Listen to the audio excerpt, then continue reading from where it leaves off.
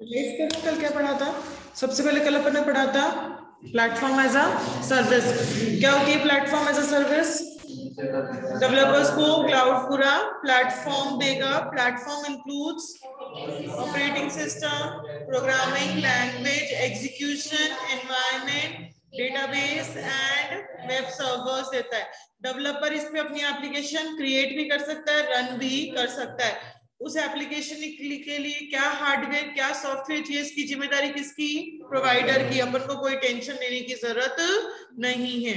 जैसे इसमें एग्जांपल दिया है कि अगर आपको कोई एप्लीकेशन बनानी है तो वो अपन को दे रहा है माइक्रोसॉफ्ट इंटरनेट एक्सप्लोरर पे आप अपनी एप्लीकेशन डेवलप कर सकते हैं।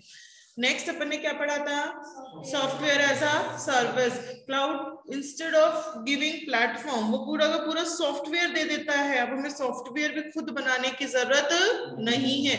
जैसे कि अगर मुझे कोई डॉक्यूमेंट बनाना है तो गूगल डॉक्स, और अगर मुझे कोई इमेज को एडिट करना है तो pixlary.com पे कर सकती हूँ। सॉफ्टवेयर एज अ सर्विस के क्या इंस्टेंसेस थे? Testing as a service. उसमें वो क्या क्या देता है? टेस्ट डेटा, टेस्ट केस, उसको एग्जीक्यूट भी कर सकता है और उसका रिजल्ट भी वो इवैल्यूएट कर सकता है on the basis of paper use. Next क्या था? एपीआई एज अ सर्विस, मतलब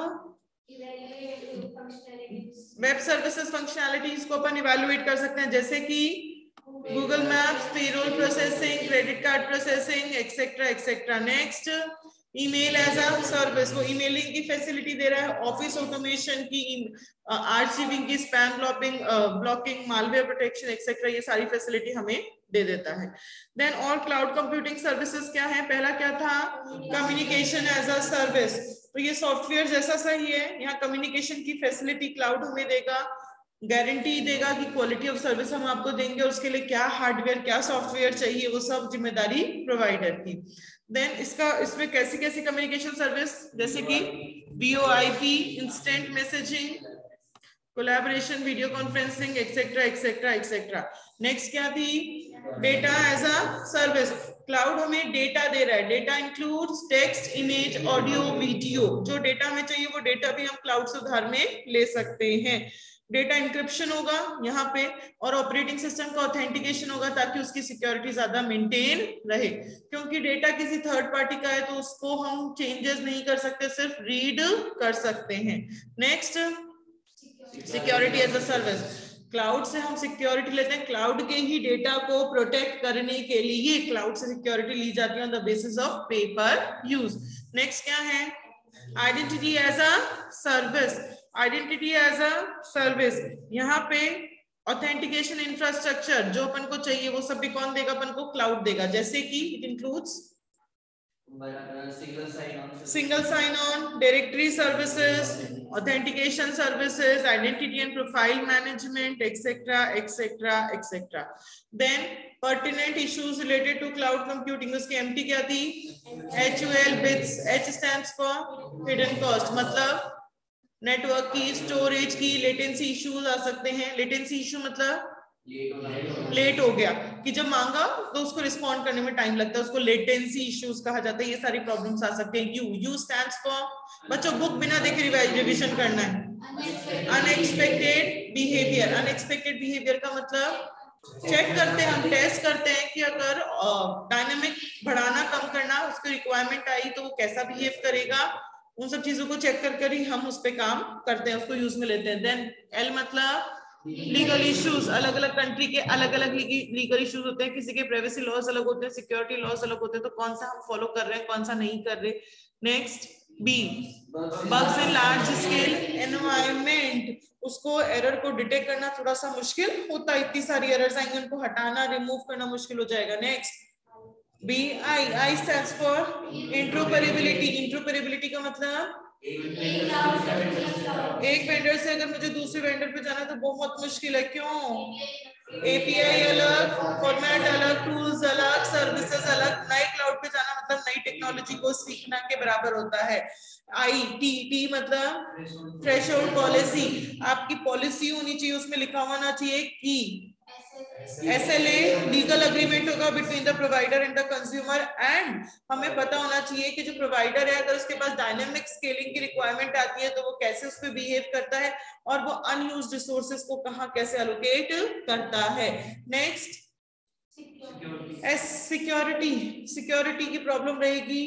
हाँ, क्योंकि डेटा कहाँ पड़ा है सारा, थर्ड पार्टी के पास पड़ा है, तो हम 100% उस पर ट्रस्ट भरोसा नहीं कर सकते। बीच में कोई इनसाइडर हैकर हो सकता है जो उसको हैक कर सकता है। एंड लास्ट टेस्ट क्या है, सॉफ्टवेयर डेवलपमेंट। सॉफ्टवेयर डेवलपमेंट बहुत मुश्किल होता है क्योंकि चेंजेस अगर करने हैं तो उसको चेंजेस कितने टाइम में रिस्पॉन्ड होंगे वो बहुत डिफिकल्ट होता है।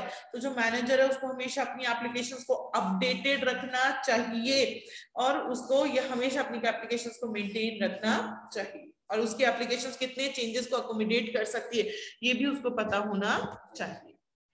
ठीक है बच्चों, देखो एक बात बता रही हूँ, अभी आप लोग क्या बुक देख के रिवाइज करते हो? जैसे अपन रिवीजन कर रहे हैं, सबने बुक्स खोल रखी है और सब बुक में थोड़ा थोड़ा देख रहे हैं हेडिंग्स या जो भी अंदर की लाइन है। जितना हम बुक देखकर रिवाइज करते हैं हम हमारे माइंड को उसके अकॉर्डिंग ट्रेन कर रहे हैं। ये आपकी ट्रेनिंग चल रही है माइंड की, आप अपने माइंड को ट्रेन कर रहे हो कि बुक देखकर ही हमें चीजें याद आती हैं, बिना बुक देखे हमें याद नहीं आती। अगर क्लास में अपन बिना बुक के रिविजन करें, जब भी अपन लोग करते हैं, तो हम हमारे माइंड को ट्रेन करेंगे कि हमें बिना बुक के भी सारी चीजें याद रह सकती हैं। फाइनली हमें तो बिना बुक के ही तो एग्जाम देना, बुक के साथ तो हमें एग्जाम देना ही नहीं है। तो चाहे घर पे रिवाइज करो, चाहे यहाँ रिवाइज करो, चाहे कभी भी रिवाइज करो, सिर्फ जिस दिन क्लास में पढ़ते हैं उस दिन तो बुक देखकर रिवीजन जरूरी है क्योंकि उस दिन तो हमें याद नहीं होता ना। जैसे मैंने आज पढ़ा है और आज ही अपन रिवीजन कर रहे हैं तो आज तो याद नहीं होगा, पर आज तो आप लोग सब लर्न कर कर आए हो कल का। तो जब मैं अब रिवीजन करवा रही हूँ तो अब आप लोगों को बुक बंद कर कर रिवीजन करना चाहिए ताकि आप लोगों को पता चलेगा, मुझे नहीं, आप लोगों को पता चलेगा हमें एक्चुअली कितना याद है, अंदर का भी याद है या नहीं है, सिर्फ बाहर का याद है या अंदर का हम कितना याद कर पाते हैं ये आप लोगों को पता चलेगा। तो हमेशा हमेशा हर सब्जेक्ट के लिए बोल रही हूँ, सिर्फ EIS के लिए नहीं बोल रही मैं, जिसमें भी लर्निंग होती है हमें लर्न करना होता है, हमेशा रिवीजन, याद करने के बाद जो रिवीजन आप लोग करते हो, जैसे आज अभी जो रिवीजन कर रहे हैं, चाहे वो घर पे करो चाहे वो फ्रेंड्स के साथ करो, एक दूसरे के साथ डिस्कस करो, हमेशा बुक बंद करके रिवीजन करो। एक तो ये पता चलेगा हमें कितना याद है कितना नहीं, एक ये पता चलेगा कि अगर 10 हेडिंग है तो उसमें से 2 याद नहीं आ रही तो उस पे 2 पे हमें ज्यादा लर्न करना है। एक हमें ये पता चलता है अंदर का हमें कितना याद है, कई कई बार हमें लगता है हमें सब कुछ आता है, पर जब बुक बिना बंद किए बुक बंद करके रिवीजन करते हैं तो पता चलता है अंदर का कुछ नहीं आता, सिर्फ हेडिंग हेडिंग आती, तब पता चलता है, नहीं तो नहीं पता चलता। ठीक है, ये आप लोगों के लिए बहुत बेनिफिशियल रहेगा अगर ये टेक्निक आप लोग यूज में लेंगे ना अपनी पढ़ाई के लिए, चाहे वो ऑडिट में लर्न करना हो, चाहे वो लॉ में लर्न करना हो, और भी जो भी सब्जेक्ट्स में आप लोग लर्न करते हैं, अगर ये टेक्निक आप लोग फॉलो करेंगे ना तो देख लेना विद इन 10 डेज आप लोगों में इंप्रूवमेंट देखना, आप लोग खुद का पता चल जाएगा आप लोग को। और बिना बुक के याद अभी रहने लग गया तो फिर फ्यूचर तक वो याद रहेंगी चीजें, और अभी भी बुक देखकर याद करोगे तो हमेशा बुक ही देखने की जरूरत पड़ेगी, हमें हमेशा हैबिट ही बन जाएगी कि एक बार बुक देखनी है हमें, चाहे कुछ भी हो जाए। ठीक है, चलो हमने कर लिया pertinent issues related to cloud computing. Then कल अपन ने पढ़ा था डिसएडवांटेजेस ऑफ क्लाउड कंप्यूटिंग, क्या थे बच्चों? इसका vendors, I stands for internet, internet connection अगर लॉस तो पूरा application loss, S stands for security, security मतलब सिक्योरिटी का डर बना रहेगा क्योंकि डेटा कहाँ है? थर्ड पार्टी के पास, तो हमें हमेशा डर बना रहेगा क्योंकि हम then ISC, C stands for control, scaling तो है, जब चाहिए जब बढ़ा दोगे, जब चाहिए जब कम कर दोगे, बट हमारे हाथों में कंट्रोल नहीं है। क्यों? क्योंकि हम उसके ओनर नहीं है। अरे मेरे साथ बोला करो, आप लोग भी बोला करो जो भी आप लोगों को अंदर का आता है। ए स्टैंड्स फॉर अवेलेबिलिटी, मतलब ये रिस्ट्रिक्ट कर देता है कि आप सिर्फ इंटरनेट एक्सप्लोरर को ही काम में ले सकते हो और कोई प्लेटफॉर्म काम में नहीं ले सकते। देन वेंडर मतलब इंटरऑपरेबिलिटी, अगर मेरे को एक वेंडर से दूसरे वेंडर पे स्विच करना है तो स्विच करना बहुत मुश्किल होता है क्योंकि हर एक वेंडर्स की अपना अपना API अलग, अपना टूल्स अलग, फॉर्मेट अलग, सर्विसेज अलग, सब कुछ अलग होता है। इसलिए एक वेंडर से दूसरे वेंडर पे अगर आपको स्विच करना हो, एग्जांपल लिख सकते हो आप लोग कि अगर आपको AWS से GoDaddy पे स्विच करना है तो वो शिफ्ट करना बहुत मुश्किल होता है, तो इसलिए पहले से सोच समझ कर अपन को वेंडर चूज करना चाहिए। देन अपन ने पढ़ा था mobile computing. What is the meaning of mobile computing? Movable devices के थ्रू अगर आप शेयरिंग ऑफ रिसोर्सेज कर पा रहे हो, एक्सचेंज ऑफ इंफॉर्मेशन कर पा रहे हो, तो उसको क्या कह देते हैं अपन? Mobile computing. मूवेबल डिवाइसेस कौन सी होती हैं? Smartphones, laptops, tablets, etc. What are the components of mobile computing? Communication, hardware, software. Communication includes infrastructure. Infrastructure includes protocols, services, bandwidth. ये सारी चीजें यहाँ पे होती हैं, ठीक है। देन हार्डवेयर इंक्लूड्स जिस डिवाइस के थ्रू अपन एक्सेस कर पा रहे हैं मोबाइल कंप्यूटिंग की सर्विसेज को, उसको क्या कहते हैं? Mobile hardware. जैसे कि लैपटॉप, स्मार्टफोन्स, टैबलेट्स एक्सेट्रा। ये फुल डुप्लेक्स मोड पे काम करते हैं और डेटा इसकी सारी कैरेक्टरिस्टिक्स वो भी सब यहाँ डिफाइन होगी, जैसे उसका स्क्रीन का साइज कितना होगा, उसका रैम, उसकी सेकेंडरी स्टोरेज, और यहाँ पे रिसेप्टर्स भी लगे हुए रहते हैं जो सेंस और रिसीव कर पाते हैं सिग्नल्स को। Then what is the meaning of mobile software? Operating system जिसके थ्रू हार्डवेयर को आप रन करते हो उसको क्या कहते हैं? मोबाइल सॉफ्टवेयर कहते हैं। जो एप्स मोबाइल के अंदर अपन चलाते हैं उनको क्या कहते हैं? मोबाइल एप्लीकेशंस या मोबाइल सॉफ्टवेयर्स कह सकते हैं। Then what are the benefits of mobile computing? इसकी क्या एमटी थी? Reduce work efficiency, in remote areas that will improve efficiency. वैसे याद हो जाते हैं, चलो हाँ बोलो। वर्क फ्रॉम एनीवेयर, कभी भी कोई भी कहीं से भी काम अपन कर सकते हैं, किसी भी डेटाबेस को अपन एक्सेस कर सकते हैं, उस फिक्स लोकेशन पे जाने की जरूरत नहीं है। सेकंड क्या थी? ट्रैवलिंग टाइम कम लगेगा, ऑफिस आने जाने का समय कम लगेगा, हमारा घर बैठे काम हो जाएगा। देन प्रोडक्टिविटी इंप्रूव, क्योंकि आपका समय बच रहा है तो आपकी प्रोडक्टिविटी बढ़ जाएगी, आप काम को करने का तरीका आपका आसान हो गया, उस समय में आप कुछ और काम कर सकते हैं, अपना कंफर्टेबल एनवायरनमेंट में काम कर सकते हैं। Then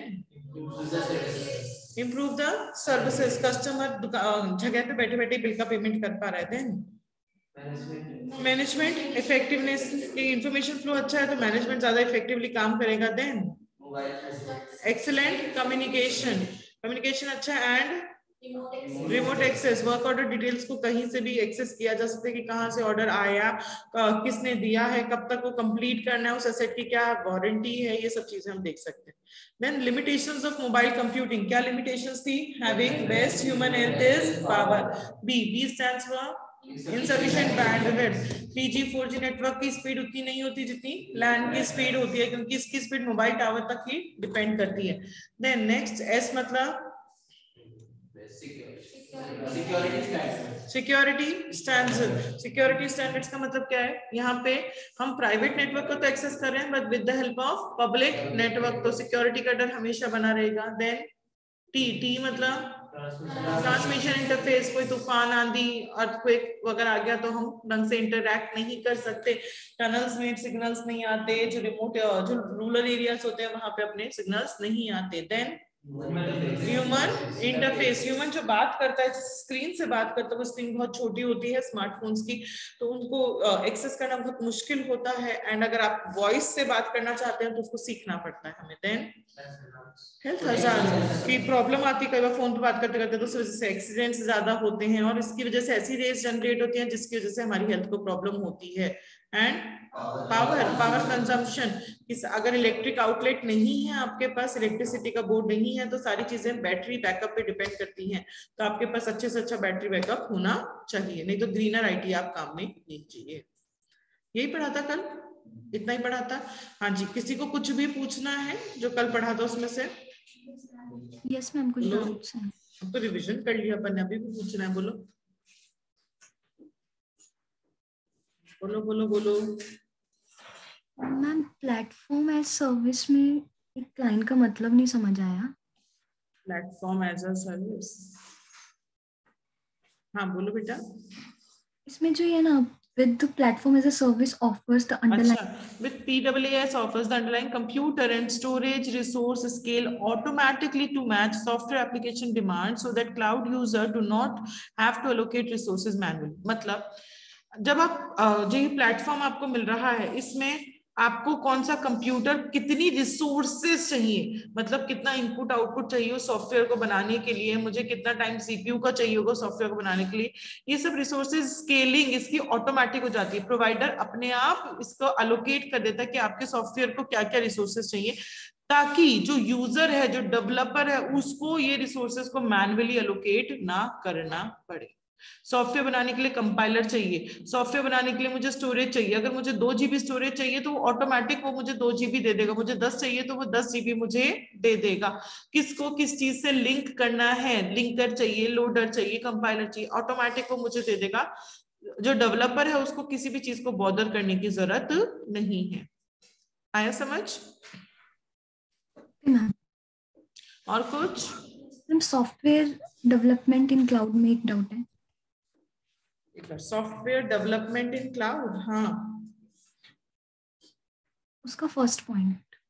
First point, the speed at which applications will change in the cloud will affect both the system development life cycle and security. अगर मुझे किसी चीज को चेंज करना है, जैसे जियो को अपनी रेट्स को चेंज करना है, तो किस स्पीड से क्लाउड चेंजेस को रिफ्लेक्ट करता है, उस स्पीड पे डिपेंड करता है। आपकी एसडीएलसी और सिक्योरिटी दोनों डिपेंड करती है। एसडीएलसी मतलब सॉफ्टवेयर डेवलपमेंट लाइफ साइकिल, जो सॉफ्टवेयर की जो लाइफ साइकिल है कि कितने टाइम में आप यूजर को रिस्पॉन्ड कर रहे हो। अगर चेंजेस करने में टाइम लगता है तो यूजर को टाइम पे रिस्पॉन्ड नहीं कर पाओगे, तो आप यूजर आप पे इतना ट्रस्ट नहीं कर पाएगा, वो सेटिस्फाई नहीं होगा। एंड सिक्योरिटी की भी प्रॉब्लम आ सकती है। मैंने कोई सिक्योरिटी फीचर लगा दिया, सपोज मैंने कोई एंटीवायरस लगा दिया लेटेस्ट वर्जन का, पर क्लाउड ने वो चेंजेस जो हैं अपडेशंस करने में टाइम लगा दिया, तो अगर किसी हैकर ने आकर हैक कर लिया मेरे उसको, तो सिक्योरिटी की प्रॉब्लम भी आ सकती है। तो किस स्पीड से वो चेंजेस रिफ्लेक्ट हो रहे हैं उस पर डिपेंड करता है। आपका एसडीएलसी और सिक्योरिटी जो है वो उस पर डिपेंड करता है। आया समझ? Okay ma'am. और कुछ? अनएक्सपेक्टेड बिहेवियर की, अनएक्सपेक्टेडली आप चेक करोगे, आप टेस्ट करोगे। जैसे मुझे AWS पे जाना है, अगर तो AWS पे जाना है तो मैं पहले उसकी सिचुएशन को देखूंगी कि उसके पास अगर ऐसा हुआ है क्या, किसी ने उससे 2 GB मांगा पहले और फिर एकदम से उससे 100 GB मांग लिया, एकदम से राइज मांग लिया, तो उसने कैसे एलोकेट किया, और जितना भी AWS का अनयूज्ड रिसोर्सेज है वो कहाँ कैसे यूटिलाइज करते हैं, ये सारी चीजें टेस्ट करने के बाद मैं उस क्लाउड को चूज करती हूँ। ये होता है अनएक्सपेक्टेड। अनएक्सपेक्टेडली मैंने सोचा नहीं था कि ये मेरे से इतना कुछ सर्विसेज मांग लेगा, और अगर किसी यूजर ने उससे इतनी सर्विसेज मांगी तो क्लाउड उसको कैसे रिएक्ट करता है, ये अपन टेस्ट करेंगे।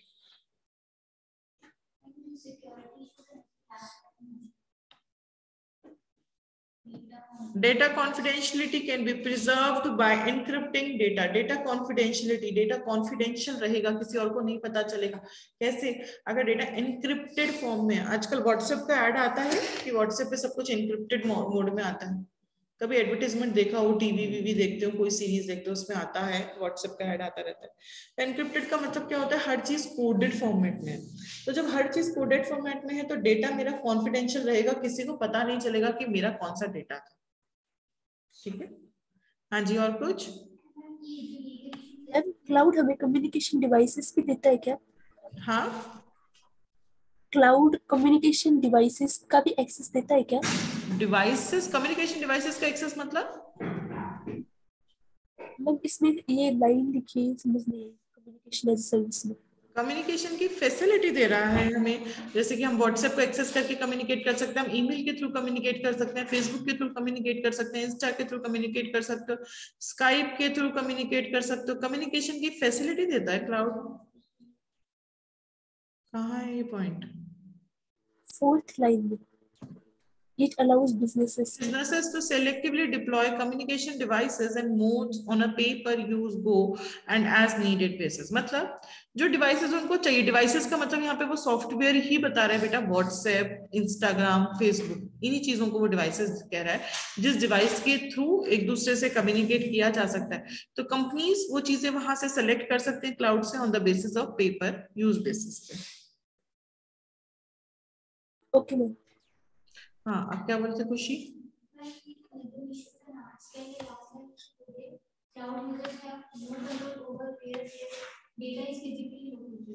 हाँ, तो मेरा कंट्रोल नहीं है। डेटा कहाँ पड़ा है?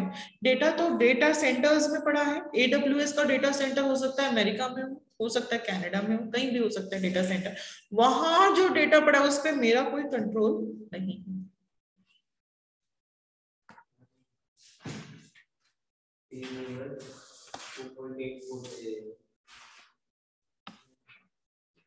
एट 4 बोलो।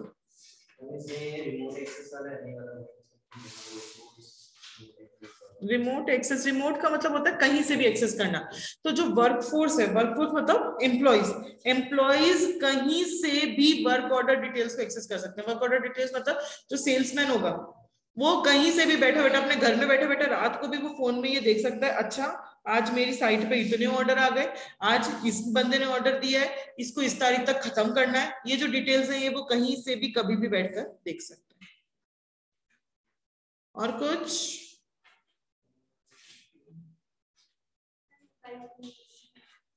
मोबाइल कम्युनिकेशन, मोबाइल कम्युनिकेशन एक इंफ्रास्ट्रक्चर है जिसके थ्रू कम्युनिकेशन स्मूथ हो सके। इंफ्रास्ट्रक्चर इंक्लूड्स आपकी प्रोटोकॉल्स, आपके सर्विसेज, आपका बैंडविड्थ एक्सेट्रा एक्सेट्रा एक्सेट्रा। यहाँ पे डेटा फॉर्मेट भी डिफाइन होता है। डेटा फॉर्मेट का मतलब आपका किस फॉर्मेट में डेटा एक जगह से दूसरी जगह जाएगा, अल्फाबेट में जाएगा या न्यूमेरिक में जाएगा या अल्फा न्यूमेरिक में जाएगा। Signals are carried over the air to intended devices. Signals हमें दिखते थोड़ा है, हवा से सिग्नल्स आते हैं, जो भी डिजिटल सिग्नल्स होते हैं। जिस डिवाइस तक जाना है वहां तक वो सिग्नल जाएगा। That are capable of receiving and sending similar kind of signal. जो रिसीव करने की केपेबल है उस डिवाइस तक वो सिग्नल पहुंच जाएगा। और कुछ? Software mobile software in terms of flow of data as well as personal identification Mobile application, popularly called apps, are being developed by organizations for use by customers, but these apps could represent risk in terms of flow of data as well as personal identification risk, introduction of malware and access to personal information of mobile owner. ठीक है, यहाँ पे क्या है कि जो आप apps बनाते हो उनको भी मोबाइल सॉफ्टवेयर कहते हो, पर ये जो एप्स आ रही हैं इसकी वजह से रिस्क बढ़ा या कम हुआ है? बढ़ा है। क्यों? क्योंकि हमें ये सारे रिस्क आ सकते हैं। पर्सनल आइडेंटिफिकेशन का रिस्क हो सकता है कि हम हो सकता है आइडेंटिफाई, मोबाइल डिवाइसेस मतलब लैपटॉप या कहीं से भी कोई भी एक्सेस कर पा रहा है। अब पहले क्या होता था, बैंकिंग का अगर किसी को काम करना है तो वो बंदा वहीं बैंक में जाकर काम करता था, तो उसको एनालाइज करना, उसको आइडेंटिफाई करना आसान होता था। पर अब कोई भी बंदा कहीं से कोई भी इंफॉर्मेशन को एक्सेस कर पा रहा है, बैंक की सेंसिटिव इंफॉर्मेशन को भी एक्सेस कर पा रहा है, तो वो रिस्क आपका आइडेंटिफिकेशन रिस्क रहेगा कि किस बंदे ने वो एक्सेस किया। मालवेयर मतलब कोई वायरस आ सकता है, हो सकता है जो ओनर है, जो उस डिवाइस का, मेरे लैपटॉप की मैं ओनर हूं, तो हो सकता है कोई थर्ड पर्सन, कोई हैकर मेरे लैपटॉप को हैक कर ले, तो ये भी हो सकता है, वो मेरी पर्सनल इंफॉर्मेशन को भी एक्सेस कर सकता है मोबाइल एप्स के थ्रू। फायदे हैं तो नुकसान भी है इस चीज के। और कुछ बच्चों?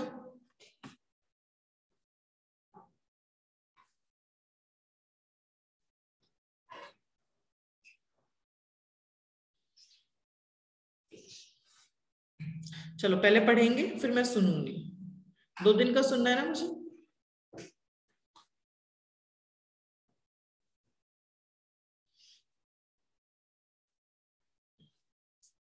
Page number 4.57 that is grid computing. Next technology, अभी तक अपन जो इमर्जिंग टेक्नोलॉजीज हैं उसमें से अपन क्लाउड कंप्यूटिंग पढ़ चुके, मोबाइल कंप्यूटिंग पढ़ चुके, 2 टेक्नोलॉजीज पढ़ चुके। बहुत सारी टेक्नोलॉजीज हैं हमारे कोर्स के अंदर। क्लाउड कंप्यूटिंग पढ़ चुके, मोबाइल कंप्यूटिंग पढ़ चुके। नेक्स्ट इमर्जिंग टेक्नोलॉजी हम पढ़ेंगे that is grid computing. Page number 4.57, अपनी बुक में भी यही पेज है क्या? Page number 4.57 that is grid computing. ये कंसेप्ट क्या होता है पहले मैं समझा देती हूँ, फिर अपन इसमें से कंटेंट पढ़ लेंगे। देखो कंसेप्ट क्या होता है, ध्यान दो सब लोग।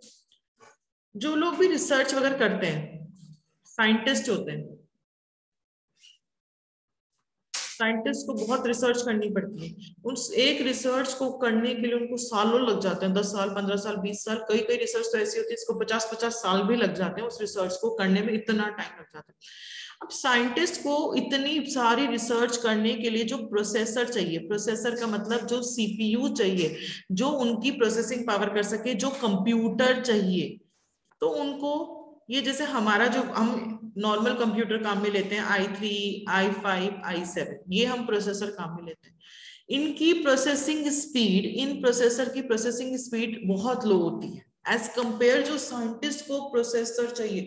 अगर उसको कोई काम करना है, कोई रिसर्च करनी है जिसके लिए उसको 100 साल लगेंगे, 100 साल लगेंगे, अगर वो इन प्रोसेसर पे काम करता है तो 100 साल तक तो वो भी नहीं जिएगा, तो वो उसकी सारी रिसर्च बर्बाद हो जाएगी।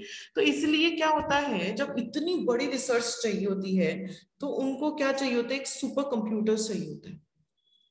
सुपर कंप्यूटर्स बहुत तो महंगे आते हैं, बहुत बहुत बहुत महंगे आते हैं, और उनकी प्रोसेसिंग स्पीड बहुत शानदार होती है। प्रोसेसिंग स्पीड मतलब जो उनकी कैपेबिलिटीज होती है, जो प्रोसेसर की कैपेबिलिटी है वो बहुत हाई लेवल कैपेबिलिटी होती है। जितना महंगा कंप्यूटर लोगे उसकी कैपेबिलिटी उतनी ज्यादा आएगी। तो अब साइंटिस्ट को सुपर कंप्यूटर चाहिए अपना रिसर्च खत्म करने के लिए। सुपर कंप्यूटर आते बहुत महंगे हैं, बहुत महंगे हैं, तो हर जना उस सुपर कंप्यूटर को अफोर्ड नहीं कर सकता, हर साइंटिस्ट उसको अफोर्ड नहीं कर सकता। तो होता क्या है, एक कंसेप्ट आया, इस कंसेप्ट को कहते हैं ग्रिड कंप्यूटिंग। इस कंसेप्ट में क्या होता है कि बहुत सारे कंप्यूटर्स इस ग्रिड कंप्यूटिंग सॉफ्टवेयर से जुड़े हुए रहते हैं। बहुत सारे कंप्यूटर्स, उनको मैं डोनर्स कहती हूँ। डोनर्स जो अपनी सर्विसेज डोनेट करना चाहते हैं, छोटे छोटे कंप्यूटर्स, आप और हमारे जैसे लैपटॉप्स इससे कनेक्टेड रहते हैं। अब कोई यूजर है, उसने बोला, यूजर मतलब मैं किसकी बात कर रही हूँ यहाँ पे, साइंटिस्ट की। साइंटिस्ट ने कहा मुझे ये रिसर्च करवानी है। सपोज साइंटिस्ट ने कहा मुझे अर्थमेटिक ऑपरेशन, अर्थमेटिक ऑपरेशंस कौन से होते हैं, एडिशन, सब्ट्रैक्शन, मल्टीप्लिकेशन, डिविजन, इसका मुझे कोई रिसर्च करनी है, इसका प्रोग्राम बनाना है। ये बहुत बहुत बहुत ऐसा प्रोग्राम होगा जिसके लिए बहुत एक्सट्रीम प्रोसेसिंग स्पीड मुझे चाहिए। अब साइंटिस्ट ने ये कहा तो ये इसने अपनी ये रिक्वेस्ट किसको दे दी, ग्रिड कंप्यूटिंग सॉफ्टवेयर को दे दी कि मेरा इतना बड़ा काम है जो मैं अकेले नहीं कर सकती। अब इस ग्रिड कंप्यूटिंग का ये जो सॉफ्टवेयर है, इससे बहुत सारे डोनर्स जुड़े हुए हैं। इनको नोड्स भी कहते हैं, इनको अपन क्या कहते हैं, कंप्यूटर्स भी कहते हैं। बहुत सारे कंप्यूटर्स, जो नॉर्मल कंप्यूटर्स आप और हम जैसे लोग काम में लेते हैं, i3, i5, i7, जो नॉर्मल कंप्यूटर्स है वो इससे जुड़े हुए हैं। अब ये ग्रिड कंप्यूटिंग सॉफ्टवेयर का ये काम होता है कि इस इतने कॉम्प्लेक्स काम को, जो इतना कॉम्प्लेक्स डिफिकल्ट काम था, उसको वो मल्टीपल पार्ट्स में डिवाइड कर देगा। उसको वो किस में कर देगा, मल्टीपल पार्ट्स में डिवाइड कर देगा। सपोज उसने बांट दिए 4 पार्ट कि एक पार्ट हो गया एडिशन का, एक हो गया सब्ट्रैक्शन का, एक हो गया मल्टीप्लिकेशन का, एक हो गया डिवीजन का। एडिशन का काम उसने डोनर 1 को दे दिया, सब्ट्रैक्शन का काम डोनर 2 को दे दिया, मल्टीप्लिकेशन का काम डोनर 3 को दे दिया, और डिविजन का काम डोनर 4 को दे दिया। अब ये जो कंप्यूटर्स हैं, इनके पास इतनी कैपेबिलिटी तो है कि ये छोटा छोटा काम तो कर सकते हैं, एक साथ ये बड़ा काम तो नहीं कर सकते, पर इतना इतना काम तो ये लोग आराम से कर सकते हैं। और उसका वो काम खत्म कर वो ग्रिड को दे देंगे, और ग्रिड सॉफ्टवेयर वो काम खत्म कर किसको दे देगा, साइंटिस्ट को दे देगा। अब साइंटिस्ट को कोई जरूरत नहीं है सुपर कंप्यूटर पे खर्चा करने की, कोई जरूरत नहीं है। कम कॉस्ट पे उसका ज्यादा काम हो जाएगा, लेस कॉस्ट पे वो अपना काम खत्म कर सकता है। क्योंकि अगर वो सपोज सुपर कंप्यूटर खरीदता, तो सपोज सुपर कंप्यूटर उसका कितने का आता, 2 CR का आता, 2 करोड़ का सुपर कंप्यूटर आता। पर उसने ग्रिड सॉफ्टवेयर को कहा कि मेरा काम करके दे दो, तो ग्रिड सॉफ्टवेयर ने कहा मैं आपसे कितने रुपए लूंगा, 10 लाख रुपए लूंगा इस काम को खत्म करने के लिए, क्योंकि वो मेरा ही काम नहीं कर रहा ना। ग्रिड सॉफ्टवेयर यूजर 1 का भी काम कर रहा है, यूजर 2 का भी काम कर रहा है, यूजर 3 का भी काम कर रहा है, तो उसकी कॉस्ट तो वैसे भी कवर हो जाएगी। उसने कहा मैं आपसे कितना लूंगा, 10 लाख रुपए लूंगा। तो कितनी कम कॉस्ट में, 10 लाख रुपए में मेरा वो काम हो जाएगा जो मेरा 2 करोड़ में खत्म होता, वो काम मेरा 10 लाख रुपए में हो जाएगा। मुझे नहीं पता वो किससे कैसे काम करवाता है, मुझे कोई मतलब नहीं है वो किससे काम करवा रहा है, बस मुझे मेरा काम करवा कर दे रहा है। ये सॉफ्टवेयर कौन होता है, ग्रिड कंप्यूटिंग।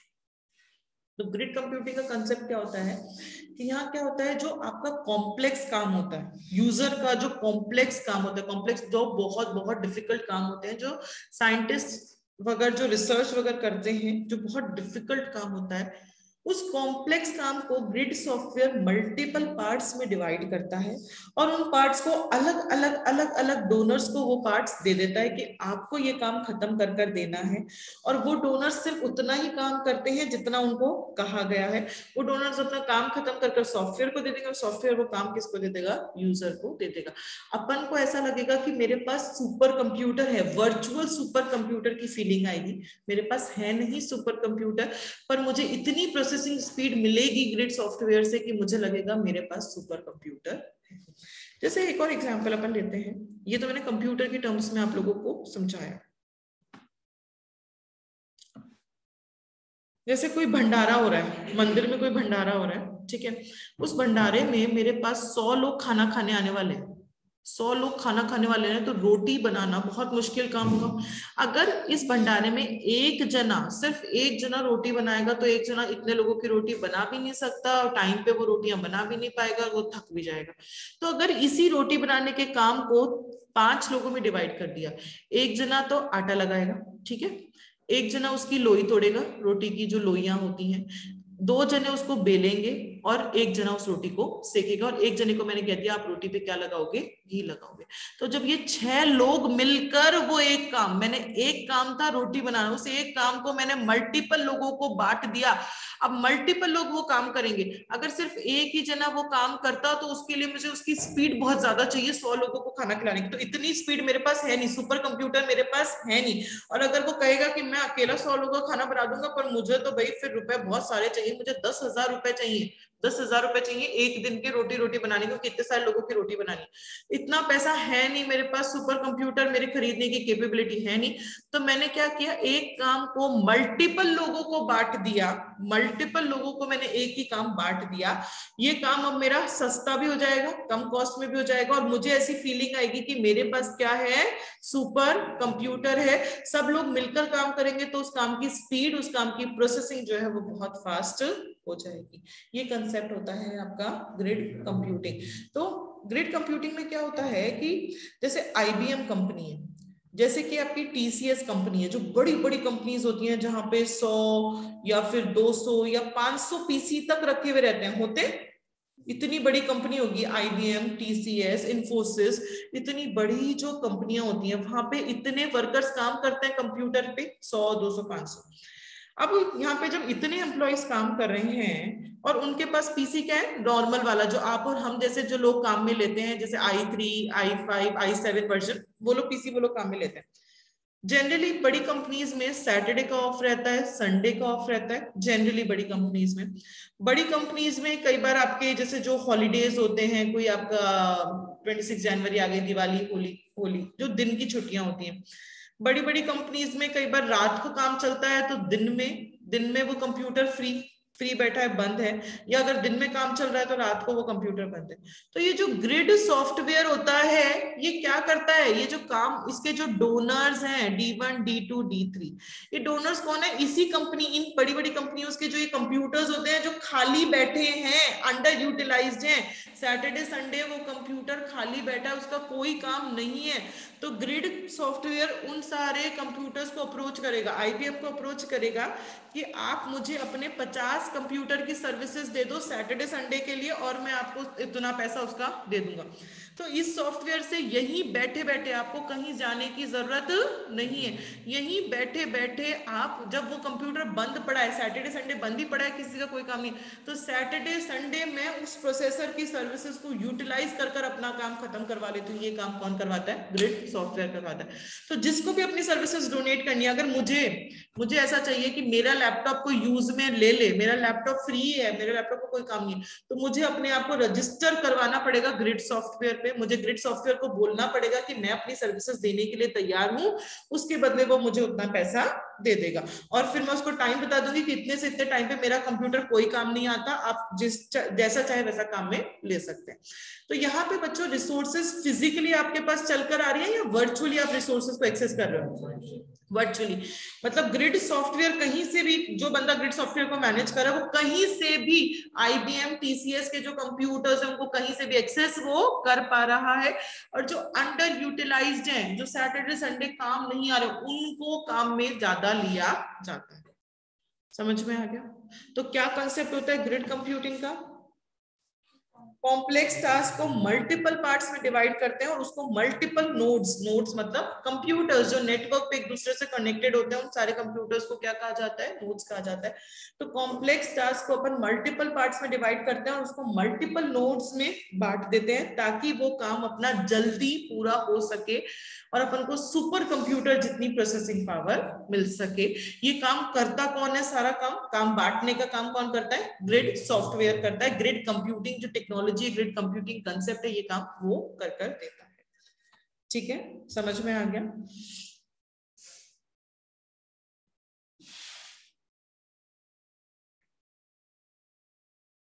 थोड़ा बहुत लिख लो, 2-3 लाइनें जो मैंने बोली हैं, चाहे पेपर पे लिख लो, 4-5 लाइनें लिखवाऊंगी, चाहे आप लोग उस पे लिख लो, बुक में लिख लो, कहीं जगह लिख, 4-5 लाइनें लिखवाऊंगी बच्चों। जो मैंने बोला है ना, इतना कुछ आप लोगों को समझाया। ये जो मैं लिखवा रही हूँ ये एग्जाम में लिख कर नहीं आना। ये मैंने अभी जो समझाया है कि साइंटिस्ट ने अपना काम दिया ग्रिड को, ग्रिड ने उस काम को बांट दिया अलग अलग डोनर्स को, और डोनर्स ने वो काम कर सॉफ्टवेयर को दे दिया ताकि मुझे सुपर कंप्यूटर खरीदना ना पड़े।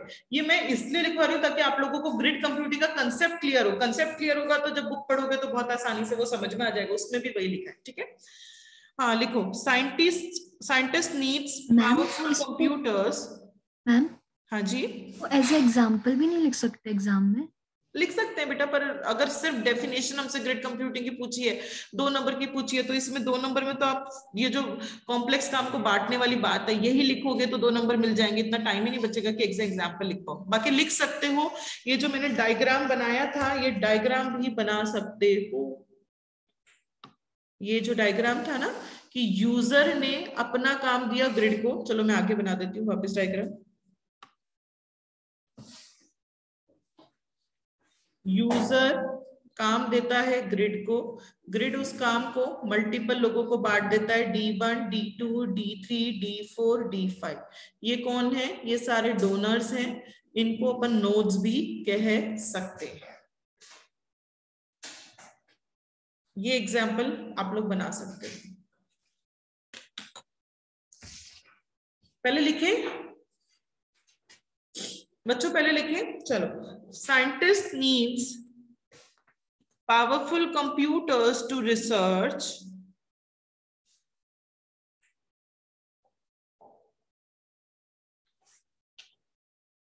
supercomputers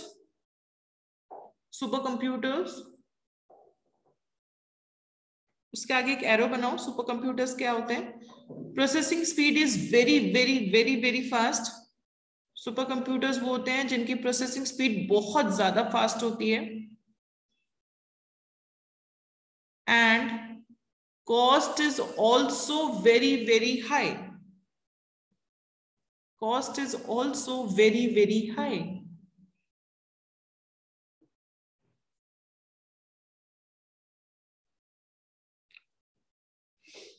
Full stop. इसी के अंदर next point लिखो, here no need to buy supercomputers, no need to buy supercomputers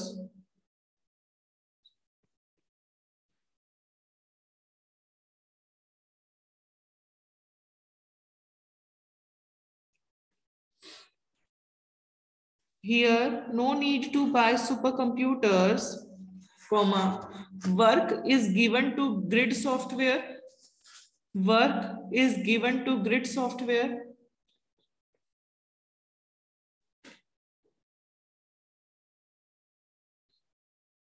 work is given to grid software, and that software will divide that work in multiple parts will divide that work in multiple parts and give it to idle machines. Give it to idle machines. For example, Infosys, TCS, computers idle on Saturday, Sunday, and nights, and that machine is responsible,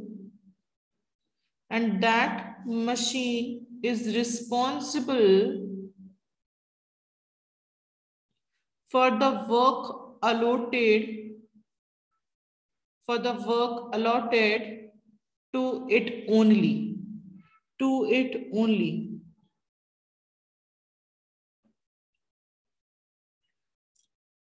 next point इसके अंदर लिखो, donors को grid पे register करवाना पड़ता है.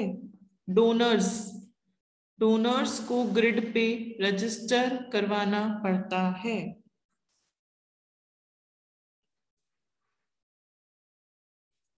एक और पॉइंट लिख लो, no need to buy super computers.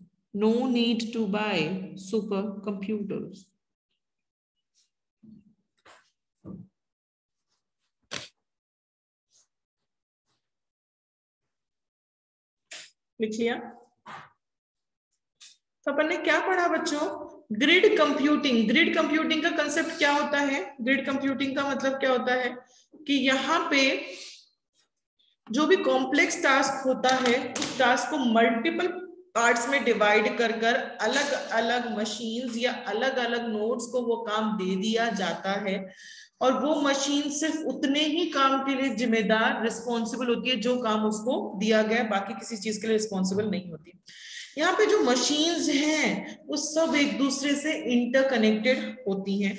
सब लोग एक दूसरे की रिसोर्सेज को शेयर कर सकते हैं. जो डोनर्स हैं वो एक दूसरे की रिसोर्सेज को शेयर कर सकते हैं.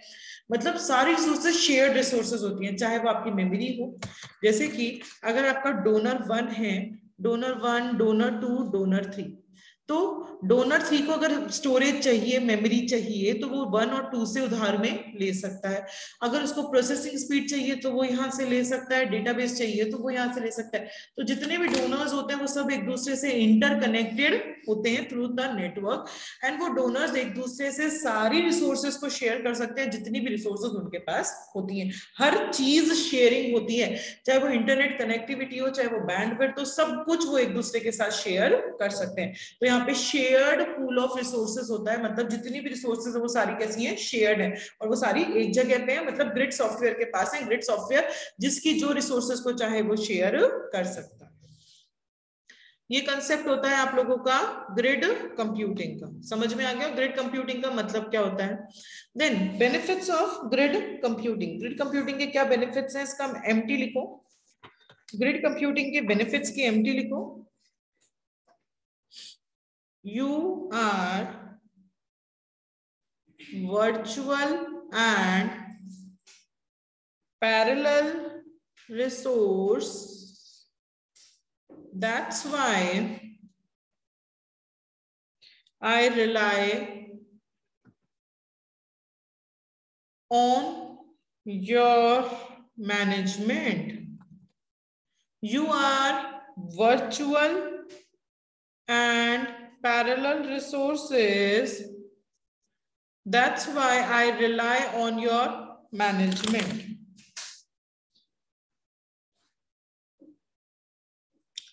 क्या है इसके empty benefits of grid computing की. You are virtual and parallel resources, that's why I rely on your management. First है इसका बेनिफिट, इसके फायदे. ग्रिड कंप्यूटिंग के फायदे क्या. Making use of under utilized resources. समझ में आ रहा है हेडिंग से. TCS IBM के कंप्यूटर सैटरडे संडे खाली बैठे थे, अब अपन उनको यूज में ले पा रहे हैं। तो जो आपकी अंडर यूटिलाइज्ड रिसोर्सेज हैं ऑर्गेनाइजेशन में, उनको भी काम में लिया जा सकता है। ऑर्गेनाइजेशन के पास बहुत सारी अंडर यूटिलाइज्ड रिसोर्सेज होती हैं। TCS के सारे कंप्यूटर सैटरडे संडे खाली बैठे रहेंगे, रात को खाली रहेंगे, तो आप उनको काम में ले सकते हैं। जो भी आइडल है, आइडल मतलब जो खाली बैठा है, उसको ग्रिड कंप्यूटिंग की हेल्प से अपन काम में लिया जा सकता है। इससे उन रिसोर्सेज की एफिशिएंसी और इफेक्टिवनेस बढ़ जाएगा, उस रिसोर्सेज की एफिशिएंसी यूसेज बढ़ जाएगी। जो आपकी अनयूज्ड स्टोरेज है उसको भी आप काम में ले सकते हो अपनी परफॉर्मेंस और अपनी रिलायबिलिटी बढ़ाने के लिए। जैसे अनयूज्ड स्टोरेज का मतलब कि बहुत सारे कंप्यूटर्स है, एक के पास तो 2 GB खाली पड़ा है, एक के पास 5 GB खाली पड़ा है, एक के पास 7 GB खाली पड़ा है। ये सारा मिलाकर स्टोरेज कितना हो गया आपका? 14 GB हो गया। अगर 2 GB अकेला कोई काम का नहीं है क्योंकि छोटा स्टोरेज है, पर ये सारा मिलकर इतना बड़ा स्टोरेज हो गया, तो यहाँ पे मैं डेटा का रेप्लिका भी रख सकती हूँ, कॉपी ऑफ द डेटा भी रख सकती हूँ, क्योंकि इतना सारा मेरे पास स्टोरेज है।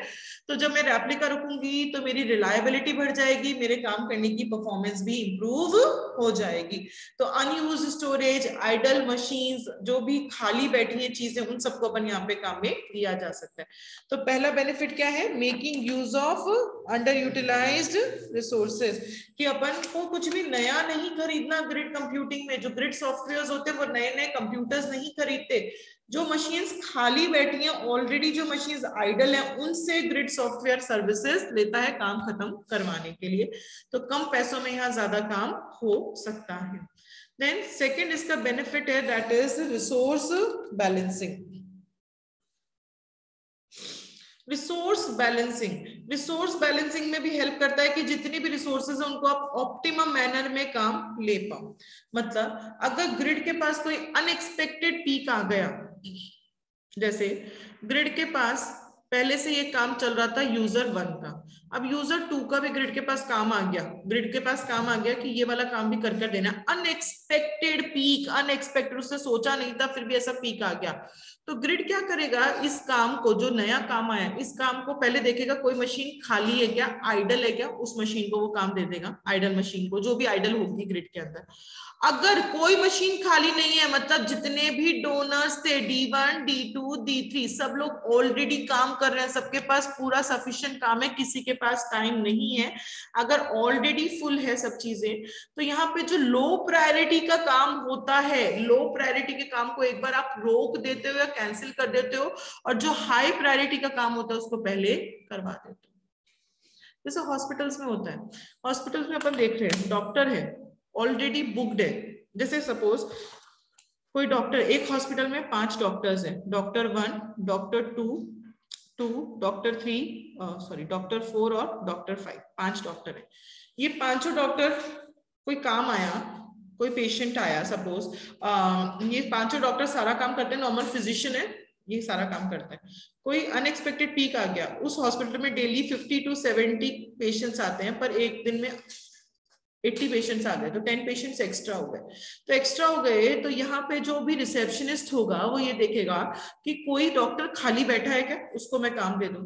सबसे पहले तो वो देखेगा खाली बैठा है क्या, नहीं, सारे डॉक्टर्स ऑलरेडी फुल ऑक्यूपाइड है, सारे डॉक्टर्स के पास ऑलरेडी बहुत बहुत बहुत पेशेंट्स है, उनके पास सांस लेने की फुर्सत नहीं है।